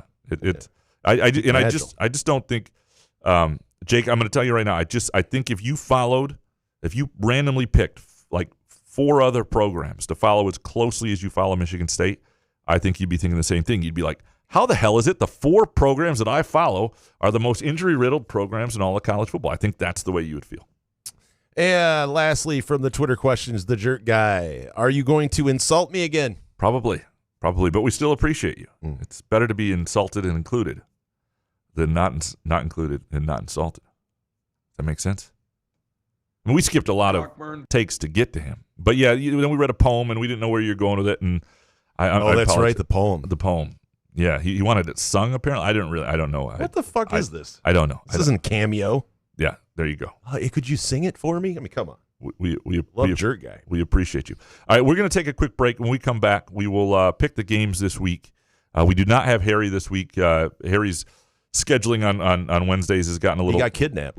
He did get kidnapped. It's unbelievable. So we're working on that. Saw the news. We're working on that, and then we'll come back a little bonus leftover listener takes a little bit later as well.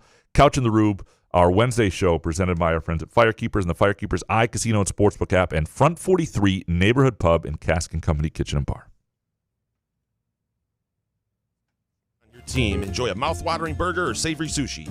Sip on handcrafted cocktails or one of 46 beers on tap. Take your game day or date night to Cask & Company Kitchen Bar or Front 43 Neighborhood Pub near Frandor. 2 amazing places with one awesome blended modern American Asian menu. Catch the game on one of 30 60-inch TVs or stop in for the all-you-can-eat lunch buffet. Enjoy happy hour or elevate your night out at Cask & Company or Front 43 on East Saginaw in Lansing. Ever wonder how comfortable you can be and how good you can look? Put on a Muskox flannel and find out. Muskox has new arrivals for this fall, including the Caper Green Grand Flannel, which even makes couch look good. Muskox is a Detroit-based flannel company that creates soft and durable flannels made to last a lifetime. They become a great partner with Couch in the Rube, not just because they make us look good and feel good, but because they're good people too, and a socially conscious company. For every $100 purchase, $10 is donated to the Alaska Wildlife Conservation.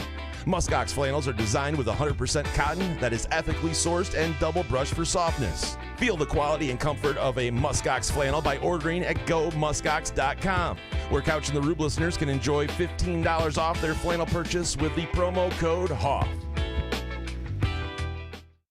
Come enjoy irresistible, award-winning, handcrafted donuts and locally roasted coffee at Groovy Donuts. Surprise your family or coworkers with special holiday designs and flavors, or put the perfect finishing touch on an event with a custom order. Birthdays, weddings, gender reveals, our friends at Groovy Donuts are your answer. Experience the Groovy Donuts difference for yourself on Lake Lansing Road in East Lansing or in Williamston. Get more information or place an order at groovydonuts.com.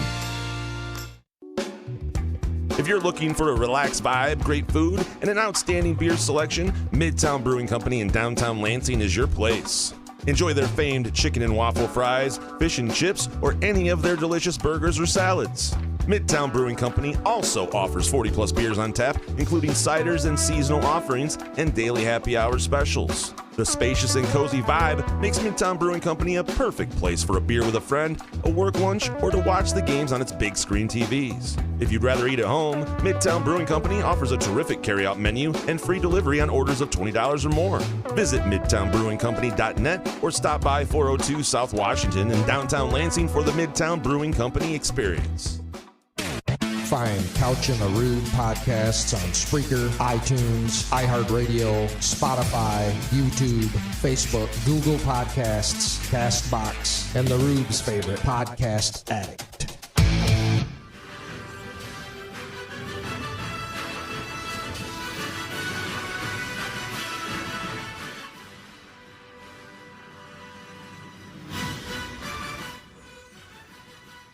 Couch in the Rube, our Wednesday show, presented by our friends at Front 43 Neighborhood Pub and Cask & Company Kitchen and Bar. It is time now to pick the games, presented by our other Wednesday sponsor this week, Firekeepers Casino and iCasino and Sportsbook app. Download the app, bet the games we're betting, or better yet, come up with your own.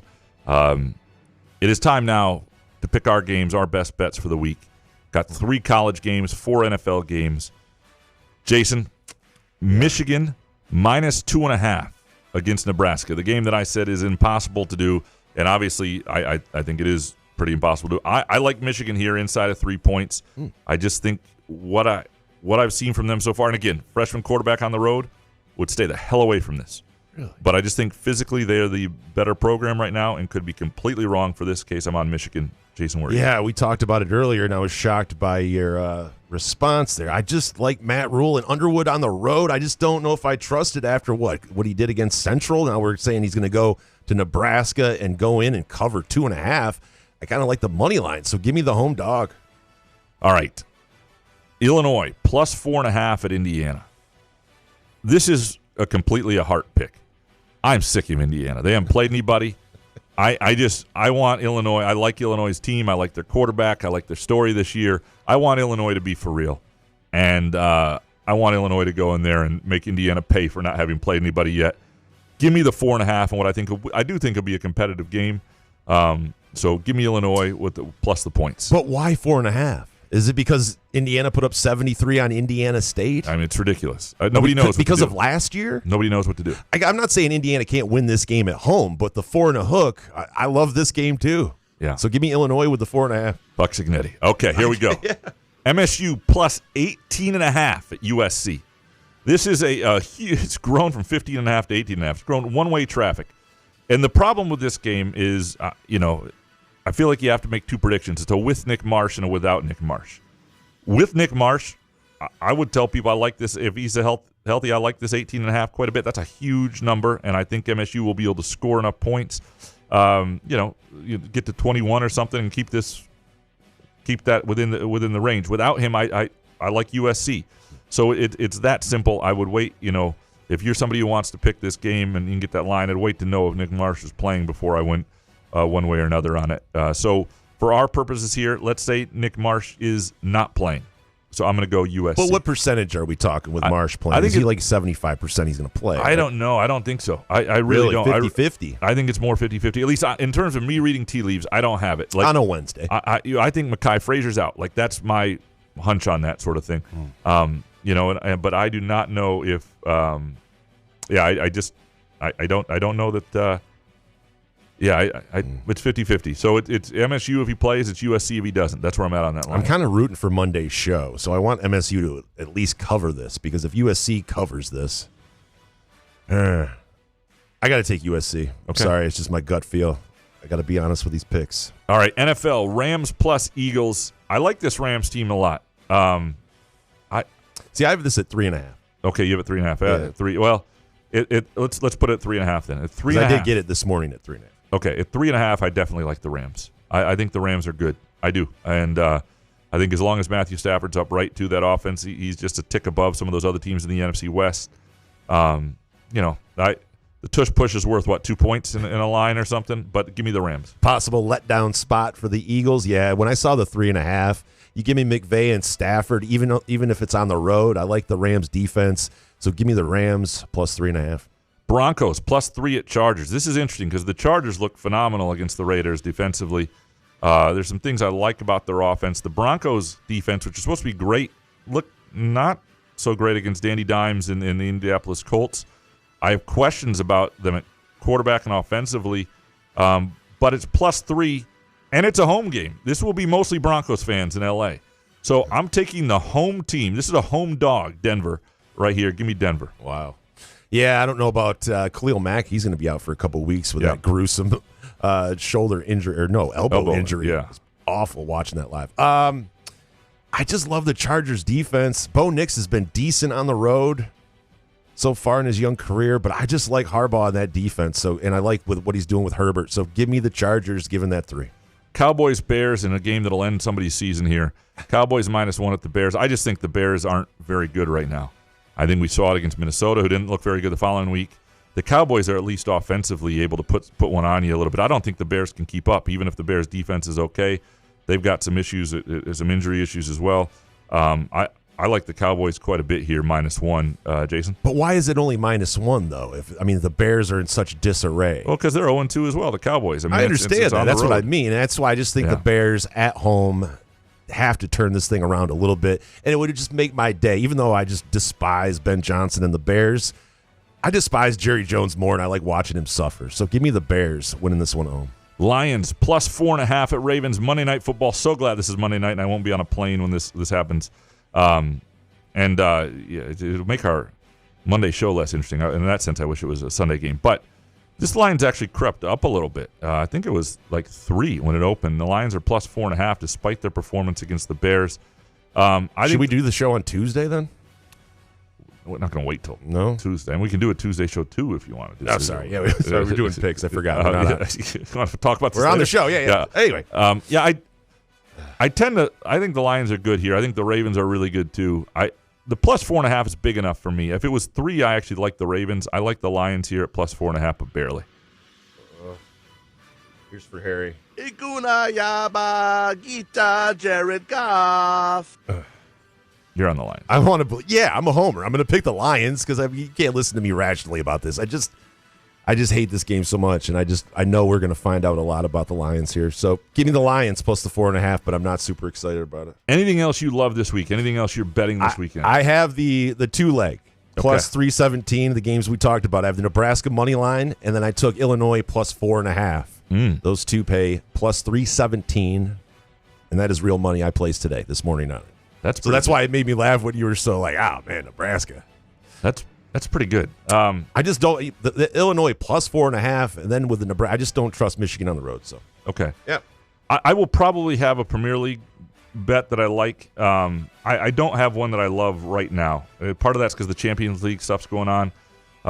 And so if I do, I will tweet it out from the Couch of the Rube account later in the week as I go. But I'm sure I will have some Premier League stuff. The Asian tennis swing is happening. If you like tennis at 1 in the morning, there's some good stuff there. But I don't feel comfortable that I really have a firm grasp of everything there as well. That is what we are betting, presented by our friends at Firekeepers Casino and the Firekeepers Casino and Sportsbook app. Download the app today.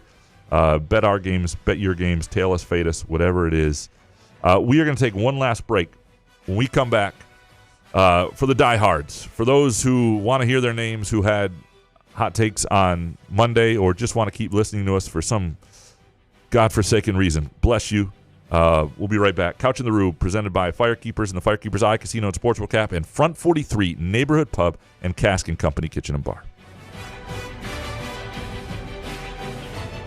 Firekeepers Online Casino and Sportsbook is the site to play from your phone, tablet, or laptop. Get in on all the football action with pre- and in-game wagering. There's showdowns every week in football that you can't miss. Plus, the college and pro hoops are red hot, and the pucks are cool. Get your first casino deposit and sports wager matched up to $500 each. Terms and conditions apply. Must be 21 or older and located in Michigan. Gambling problem? Call the Michigan Problem Gambling Helpline at 1-800-270-7117. Ever wonder how comfortable you can be and how good you can look? Put on a Muskox flannel and find out. Muskox has new arrivals for this fall, including the Caper Green Grand Flannel, which even makes couch look good. Muskox is a Detroit-based flannel company that creates soft and durable flannels made to last a lifetime. They become a great partner with Couch in the Rube, not just because they make us look good and feel good, but because they're good people too, and a socially conscious company. For every $100 purchase, $10 is donated to the Alaska Wildlife Conservation. Muskox flannels are designed with 100% cotton that is ethically sourced and double brushed for softness. Feel the quality and comfort of a Muskox flannel by ordering at GoMuskox.com, where Couch and the Rube listeners can enjoy $15 off their flannel purchase with the promo code HOFF. Come enjoy irresistible, award-winning, handcrafted donuts and locally roasted coffee at Groovy Donuts. Surprise your family or coworkers with special holiday designs and flavors, or put the perfect finishing touch on an event with a custom order. Birthdays, weddings, gender reveals, our friends at Groovy Donuts are your answer. Experience the Groovy Donuts difference for yourself on Lake Lansing Road in East Lansing or in Williamston. Get more information or place an order at groovydonuts.com. Find Couch in the Rube podcasts on Spreaker, iTunes, iHeartRadio, Spotify, YouTube, Facebook, Google Podcasts, CastBox, and the Rube's favorite podcast addict.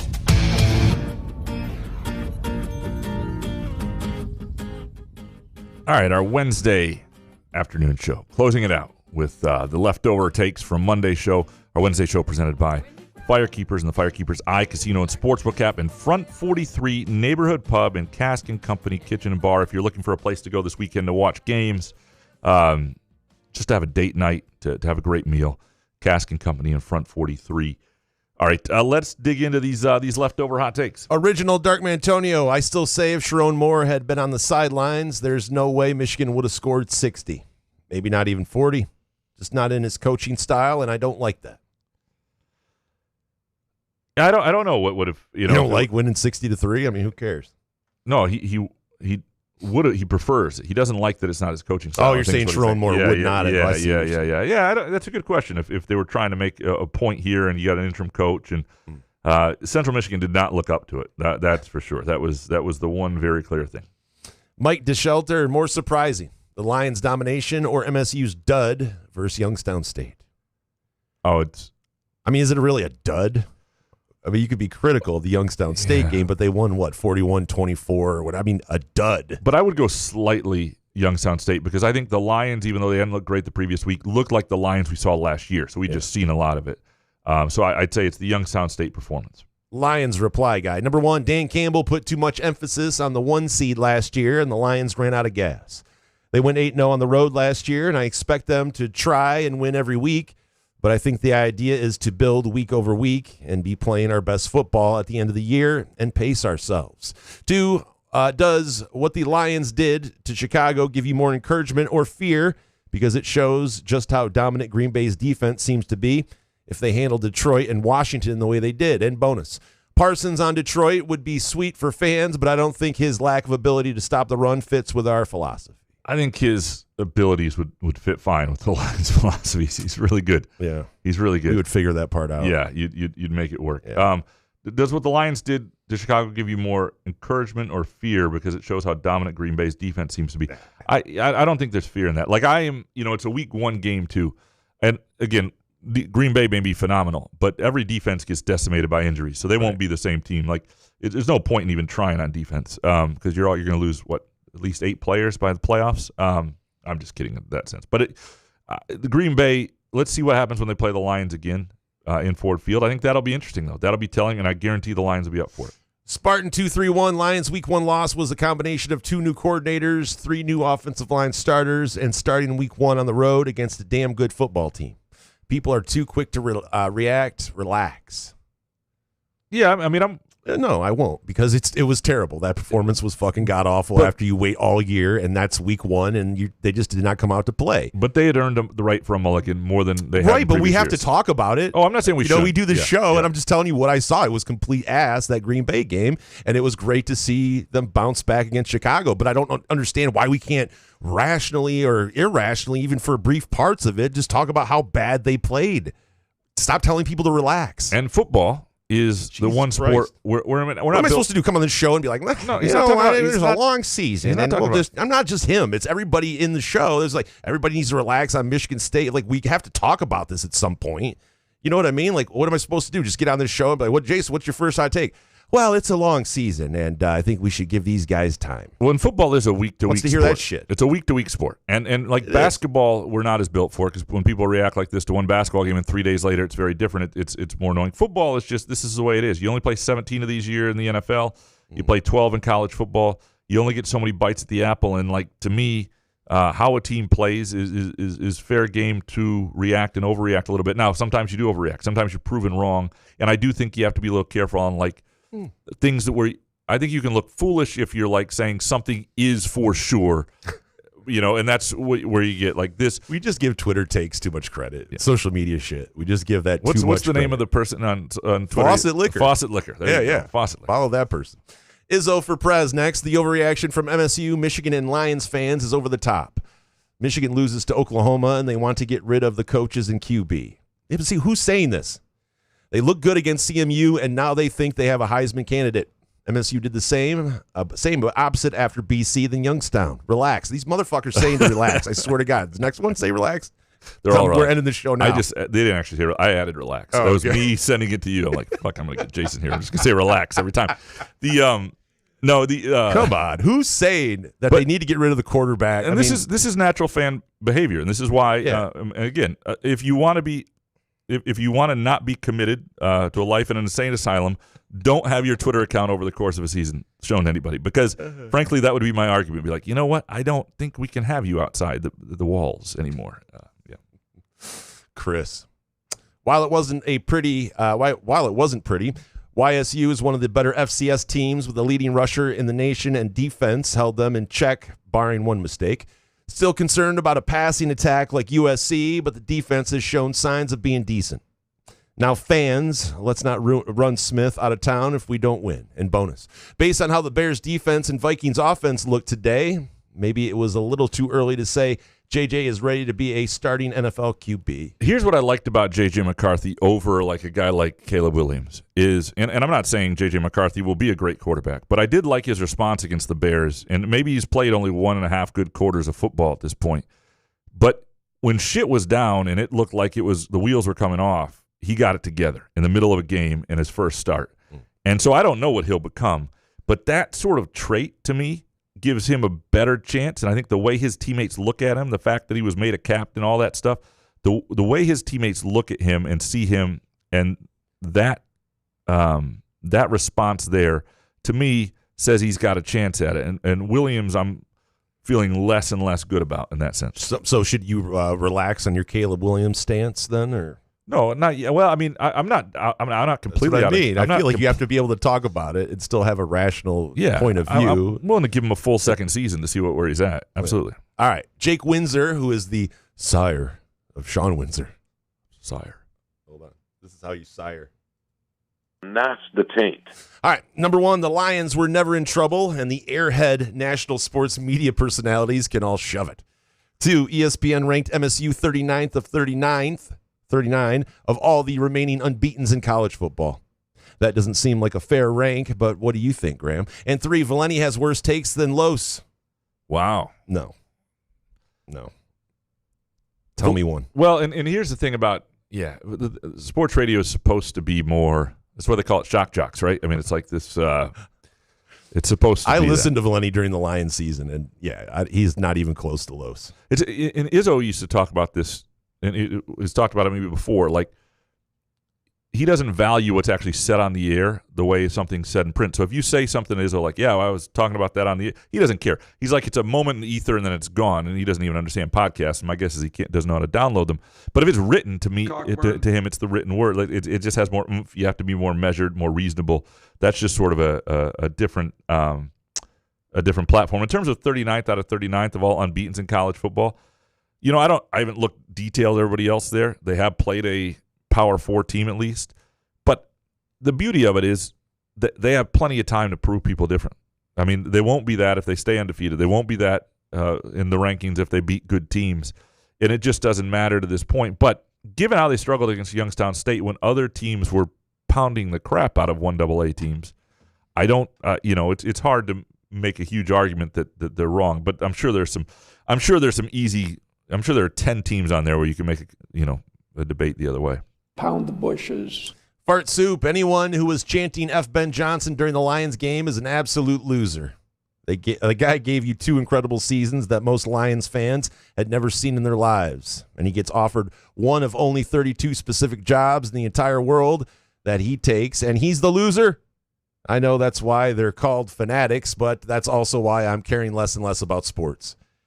Are we sure this is Fart Soup? Because this is a terrible take. It's one of his worst. Really? Yeah. You're not a Ben Fuck Johnson. Ben Johnson. No, yeah. You leave for the Bears? What are we supposed to do? Clap? I mean, so if it's like when Stafford came back, we booed his ass too. If he had left for the and his kids. If he had left for the Titans to coach Cam Ward, would you feel the same about him? Yeah. Well, the Titans suck and they're irrelevant. They're not in our division. Yeah, I would still, screw you for leaving. We had one more good run. You could have stayed for one more year. I see what you're saying. You took that shit job. Can I blame him for taking the Bears job? No. You're right. They paid him a shit ton of money. He wanted to be a head coach. But don't expect me to sit there and be like, oh, Ben Johnson, what a great. Thank you for those 2 years where we didn't win a fucking Super Bowl. I will tell you this. Thank you so much, Ben. Watching how. I love you, Fart Soup. I'm sorry. I'm lashing out. How fans discard players and coaches and other things when they go, if I were a player and coach and like fans were applauding me, I would just stick my middle fingers up and go, yeah, but you're going to say fuck you in 2 years when I do something you don't like. So just fuck you now. Let's just get it over with. Fuck you, fuck you, fuck That's you. That's not how it works. Well, yeah. Mike Scott. Number one, what is this? Days It possible? Is it possible? I think I screwed something up. It's okay. Yep. Is it possible that the Lions' Tesla is not able to get open easily, hence his 2 incredible catches being his only ones? 2, take the team total over for every MSU opponent. At least the games could be fun if injuries aren't too bad. And 3, Clark Lee might be the best coach in the SEC. Tesla is incredible. I mean, I don't think he's a burner, if that's what you mean, but because he's white. Well, yeah. Oh. But if he can at least, I mean, he's not Don Beebe here, But Don Beebe was like 5'8". Well, it's the last. And one of those giant helmets. He was before his time. All those guys have those speedy giant white helmets. Receiver. I mean, I'm sorry. I'm referencing guys from 30 years ago to find speed. So it's Tim okay. Dwight. Tim Dwight. Okay, there you go. 26 years ago. There you go. We'll go. Ran track and field. Still go to the 90s. But yeah, Tesla looks incredible. He's different than Jameson Williams. You can understand why they view those guys differently. But the more he makes plays like that, though, the more it's like, you got to find a way to get I miss Tim Patrick. No, I'm just kidding. Tim. Number one, could you imagine being a Cincinnati Bengals fan, making it to the Super Bowl with an elite quarterback and assuming it would always be like that for only him to miss significant time every year since then? 2 weeks into the year and their season's already cooked. And 2, winning that BC game extended Jonathan Smith's tenure through this year and next. As a Michigan fan, that is a great thing. He's going to delay any resemblance of a rebuild in 2+ years. His in-game is ass and his recruiting is even more ass. bottom third program in the Big Ten. And 3, Couch.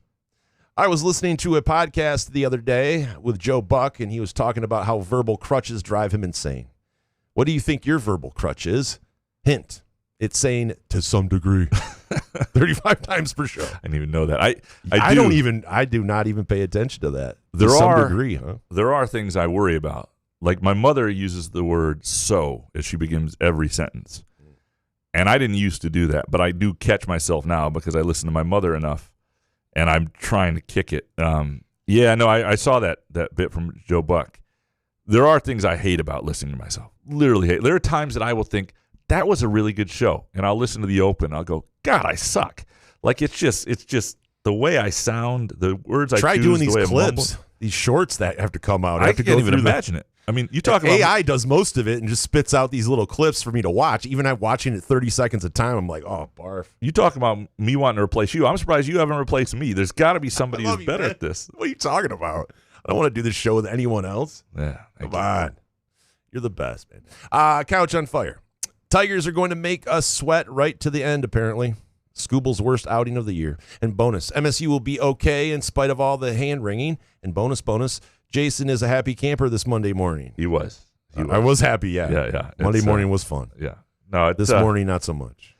Yeah, we'll see about MSU. We'll learn a lot this weekend. And it doesn't have to be a win, but I think we'll have a sense whether this team is okay. And if they get steamrolled like they did last year at Oregon, and they just don't look like they can compete anywhere near that level, then that's trouble. Jay Riemenschneider, after a thrilling win last week, the vibes were soaringly high with MSU. Guessing not so much Monday. Today, Monday. Yeah. Wah, wah, wah. You should have that sounder for after Jay's. Wah, wah, wah. He's like a Debbie Downer. I don't mind Michigan fans taking a little. I mean, they should. Yeah. That's the way rivalries work. I can't play a sounder after. That's very good point. Yeah. Scott, the difference 1 week makes in the NFL and NCAA. Week 1, Lions are washed. Don't look now after how Minnesota and Chicago played. 1 week from today, we could see everyone praising MSU. Nothing will be definitive until after Nebraska, so do everyone's favorite wait and be patient. Yeah, but that sucks for this show. If everybody said we're just going to wait and be patient. I think USC will tell us something. Yeah, I do too. And again, it doesn't have to be a win. It's how it looks. And we'll know it. It's you can say, well, what is this? On Monday's show, we will have a sense of, like, is that a team that's okay? And they could lose 8-17, and you could still think, boy, there was a late touchdown or there was a fumble here. Boy, there were some really good things. They could lose that much and not cover the spread, and you could still think, this team might be okay. There were some things there. And they could lose, 35-24, and you could think, boy, they're really in trouble despite that being competitive. I mean, I think it'll be obvious in how it looks. Mojo Jojo, hot. College football is now in its parity era. Any team, any season, any player, any coach can be mixed and remixed for a victory that's on its face. Feels like David versus Goliath, or at least David versus Dabo or DeBoer. Who knows how long it will last before the OSU Michigan money grab takes effect and baked. The Chat GPT cartoons are the chef's kiss. Whoever's making them, please make one of Graham and Couch at a Coldplay concert. That's Matt Drillette. Yeah, doing well. Doing those. Graham and Couch? Or you mean like Graham and his wife, or like? It might have been Spot. I wonder if I.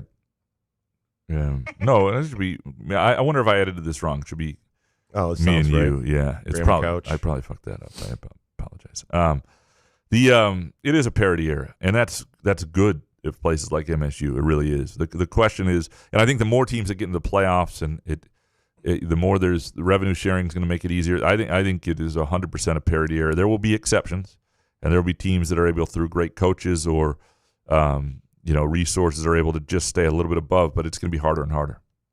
Sparty Party 94. MSU will be a middle of the road Big Ten team until they take the next step in paying to bring in top talent across the board, or a commissioner puts a cap in.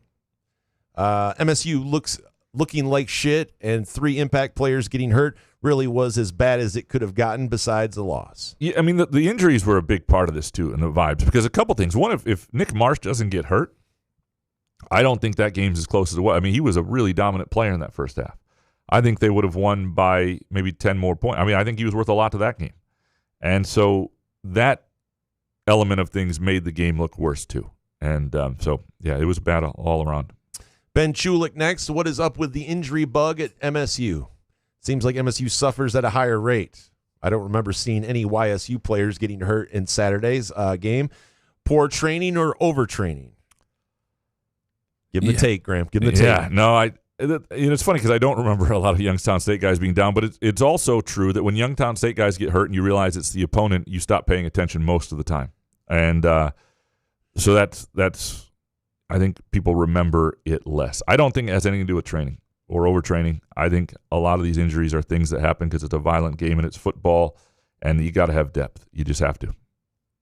DMB. Number one, we need Jake Butt on the show to preview the Michigan game.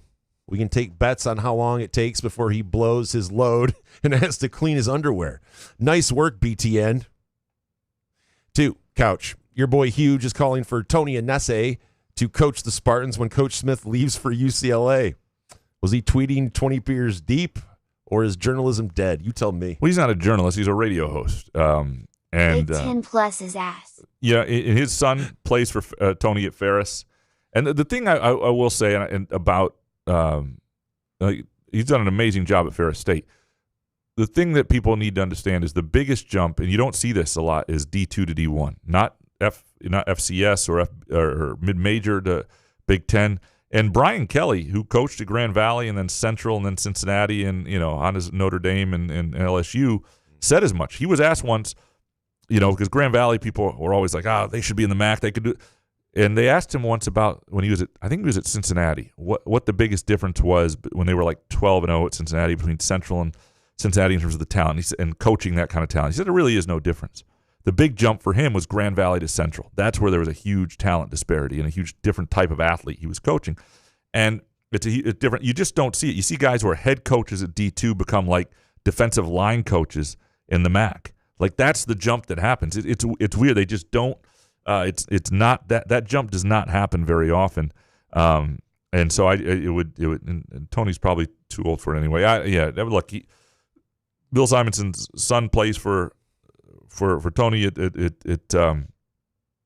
Ferris, which is an unbelievable D2 program, and he gets a front. And so I'm not saying Tony would do a horrible job, but that's where the bias is with that certainly. So was he just calling for the coach to get the Ferris State coach to get the gig, and was he also talking about Smith going to UCLA? Because then you're 20 beers deep. Yeah, he was doing the surmising about everybody. Not everybody. People were taking that serious. Yeah, early on, people are like, because people are just connecting dots. And again, I would say, think about the job in terms of going home, in terms of Nick Saban to West Virginia. It just there are times the job isn't.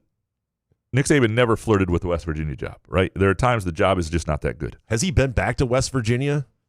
Saban? I'm sure. Are you sure? Yeah. I just listened to a podcast today, and they were talking about Saban. He's still beloved in West Virginia. He's one of their own. Yeah.